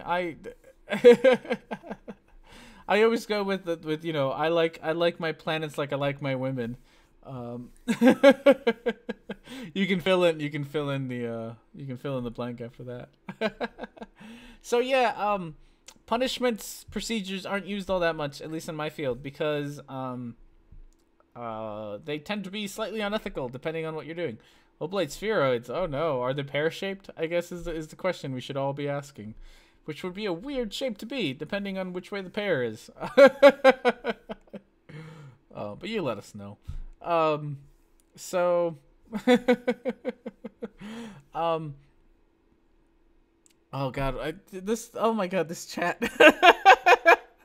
This chat is horribly inappropriate, guys. You still have to get an undergrad in chemistry with atoms and molecules, not drugs. Ooh. Okay, so after your undergrad, I think you said at some point, I think it was with Quantum Eraser that you pointed out that you were going to go for your doctorate afterwards, right? Which is cool. If not, even getting a BS is awesome. That's really cool. So good for you. That is awesome sauce. Yes, we don't do punishment procedure, ever. Not ever. We just don't. We don't do them as often. We do differential reinforcement. So we would actually. So for example, oh my goodness, the hand flapping thing, is one that if I can't imagine a situation where someone would actually try to stop hand flapping from being a thing, unless it was to such a degree that someone was injuring themselves doing it, or they were injuring others. I don't understand why this would ever happen. If I had to do it now in my job, I would probably reinforce something else to replace hand flapping. So, whatever they like about hand flapping, I would try to reinforce that a behavior that could replace it rather than trying to stop it altogether. A lot of the stemming kind of stuff is rather important. Well, not important, but important might be the right word. It's rather important for people on the spectrum to be able to do. So denying them the ability to do it is kind of unethical. And it might be that you deny it in certain settings. So you might have to deny it at, in classrooms or whatever, and you have to encourage it, in a separate room, or you have to, encourage it in private. You don't necessarily just say, no, you're never allowed to do hand flapping. That would be terrible ABA practices. At least it's extremely unethical. 5 more subs on number 300. I hope everyone in the chat is subbed to Geo. You should be. Geo's channel is entirely dedicated to talking to Anthony Riley. It's awesome stuff. I think maybe one day he'll expand to talking about other things besides Anthony Riley. But for now, he does have a bit of a hate boner for Anthony Riley. So if you like listening to Anthony Riley say really stupid shit over and over again, Geo's the one. It's not. It's about to. No, in all seriously, do go sub for Geo, because Geo's channel is awesome, and he does talk some other hilarious YouTubers, Nature Hacker, Milty Tom. Milty Thompson was great. I remember you said in the training you avoid terms like good and bad. Interesting. Amythest is using them because she would be aware of that. Yeah, that is true. I didn't actually notice that. We don't. When it comes to my job, we don't say that. We don't use the word bad or good or bad for behaviors. There is no such thing as a bad behavior. There is no such thing as a good behavior. Because we don't judge behaviors. The only time we judge them is problem behaviors, which are behaviors that are detrimental, and they can be a lot of different things. So problem behaviors is pretty much the only one, but there's definitely no good, bad, positive, negative behaviors. Just problem behaviors or regular behaviors. That's about it. So hey, hopefully Gio will hit 300 today. That'd be awesome. Oh yeah, you're gonna talk to True Seeker, right? Today. So asking whether ABA is good or bad makes no sense. Yeah, it does. It doesn't make sense. That is honestly like asking, like if whether chemistry is good or bad, or whether physics is good or bad. There's no. That's a question that doesn't matter. It's a dumb question. It's just, it doesn't make sense. It's a malformed question. You can't ask. Well, you can, but you're gonna get a stupid answer. Because just like in any other field, I've always known the difference between good and bad behavior. No, that's great. Like colloquially, right? Like colloquially, Adam, there are good and bad behaviors, right? Colloquially, you can talk about things being good and things being bad. I'm not talking about colloquialisms. I'm talking about specifically ABA. Which in ABA we don't use the words good or bad, because we don't judge behaviors. That's what I'm talking about. If you yourself can judge your behaviors and you yourself can say, you know, if your behavior is good or bad, but for me in my profession, we don't do that. So when she's, you know, when parents often ask us, you know, or tell us that their kid has some bad behaviors, and we try to steer away from that as much as possible. That's all. Yeah, what's good and what's bad is subjective. Yep, that's exactly why we don't use it. I mean, at the end of the day, ABA is a science. So we try to avoid using subjective words. All of our words are very, you know, they're defined in very specific ways, and they talk about very specific things. We don't use a lot of anecdotes. We use a lot of data for that reason, because a lot of these things are subjective. Yeah, so it's a science, so it's objective. That's what we try to do. Science, motherfuckers, can you dig it? Yeah, that's what we try to do. Still, okay, we got one more sub for Geo. Come on, guys, one more sub. Get him there. My problem used to be not being bothered if someone does not like my behavior. You not being bothered?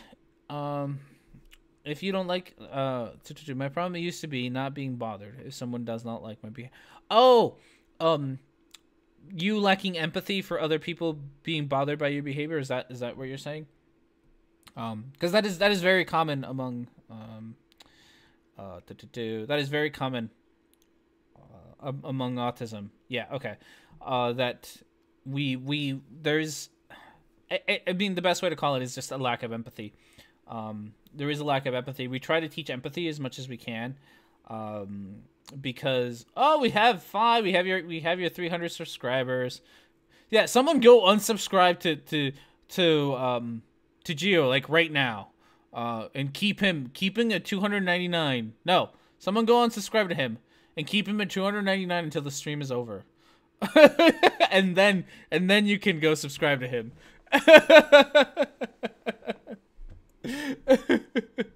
and then go back after the stream is done.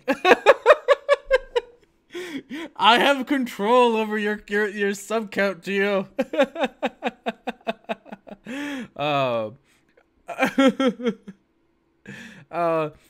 knew how I was acting and that it was good or bad. I just didn't care others' feelings, and I had to learn how to work around that. Yeah. Oh, Geo. Oh my goodness. Okay. We'll get you back your 300 subs, I promise. Yeah, we teach empathy a lot. We teach identifying emotions a lot so that people can identify them. Oh no! Oh, 4 of you did it. Jesus Christ, guys. Oh, it's a little much. All right. We can give him back his subs.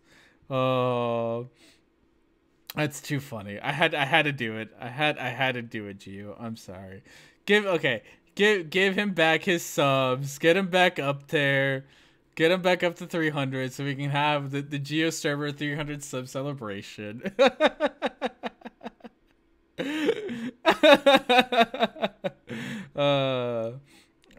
So yeah, everyone resub to him. empathy, yeah.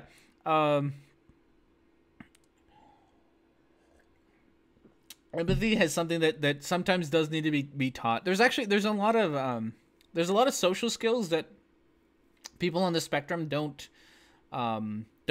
really like. There's a lot of subtle hints that we humans do to each other, and people on the spectrum can't necessarily spot. So that's why one of the reasons that we work on empathy, and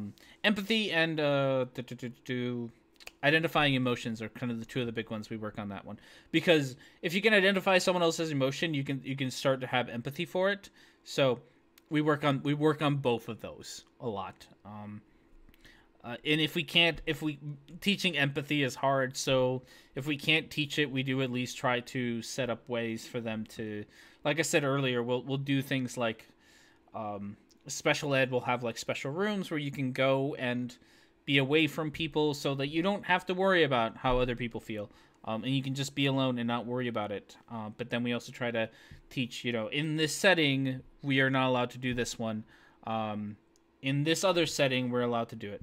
Yay! We got back to 300. Woo! All right, that was a nice little bit of power I had there.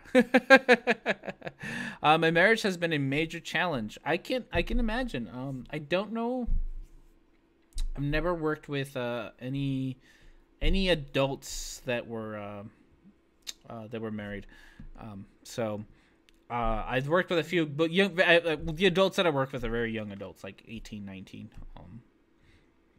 I've never worked with anybody above the 18, 19 mark. Oh my goodness, guys, we're blue balling the shit out of Geo. Poor Geo. So yeah, that's a great story. Thank you. Thank you for sharing all of that, Adam. I appreciate it. Yeah, there's a lot more to the science than Amythest is trying to that she actually says. There's a lot more to it. All right, so like Stim Young. Oh my goodness, that is the kind of comment that gets me like in trouble. All right, we are going to stop it there. We had a lot to say. Holy bananas, and we watched very little of that video. But I hope you have all been educated on what ABA is, what I do for a living, and how it all goes. Okay, so I looked it up. How much is 39 German money in American money?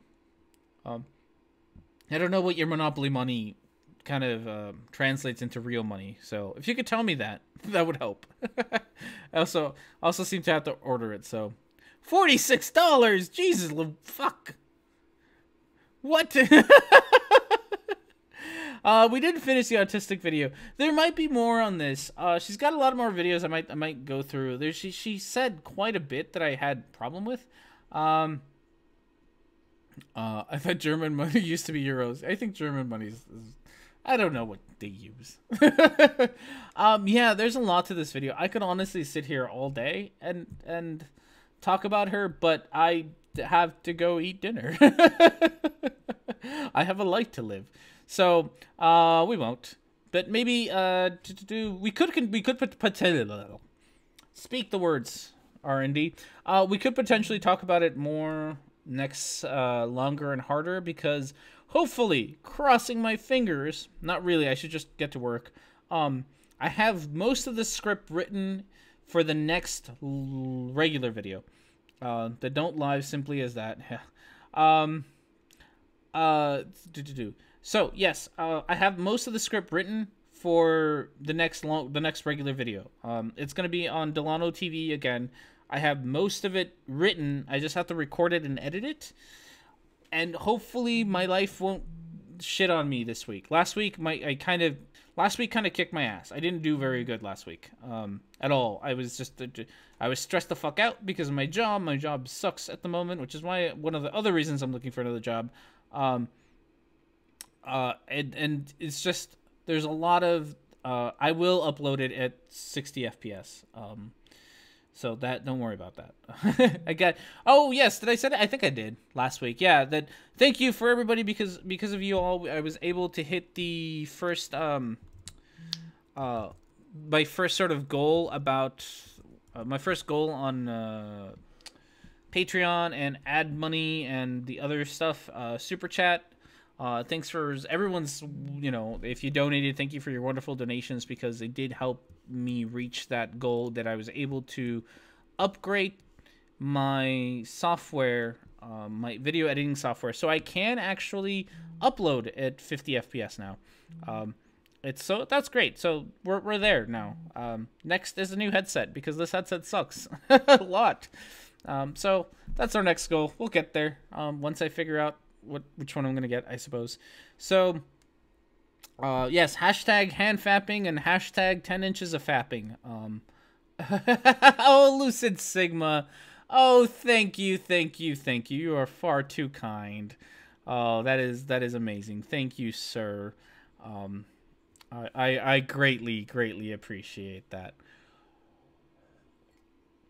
So, with all of that said, he paid an ass. So yes, hashtag all the things. Hashtag 10 inches of logic. Hashtag hand fappings. Hashtag all the things. All the things hashtag. So, thank you everyone for joining me. If we do a regular video next Saturday, we could potentially do more of this video next Sunday instead of doing whatever else I might have planned. So we will keep that in mind for next week. With that said, I think that covers everything. Next week's show will start 2 hours earlier. It will start at 4 hours earlier than right now. It usually starts at 4 Central. It'll start at 2 Central, which somebody did the UTC thing, and I think it's 20 UTC. So 20 o'clock UTC. I think I said that wrong, but whatever. So it'll be at 20 UTC next week instead of this UTC. And that's about it, I think. So thank you, absolutely everybody, for joining me. I hope you all have yourself a wonderful rest of your weekends, and I will see you all next Sunday for another longer and harder. Have a wonderful afternoon, evening, whatever the fuck time you're in.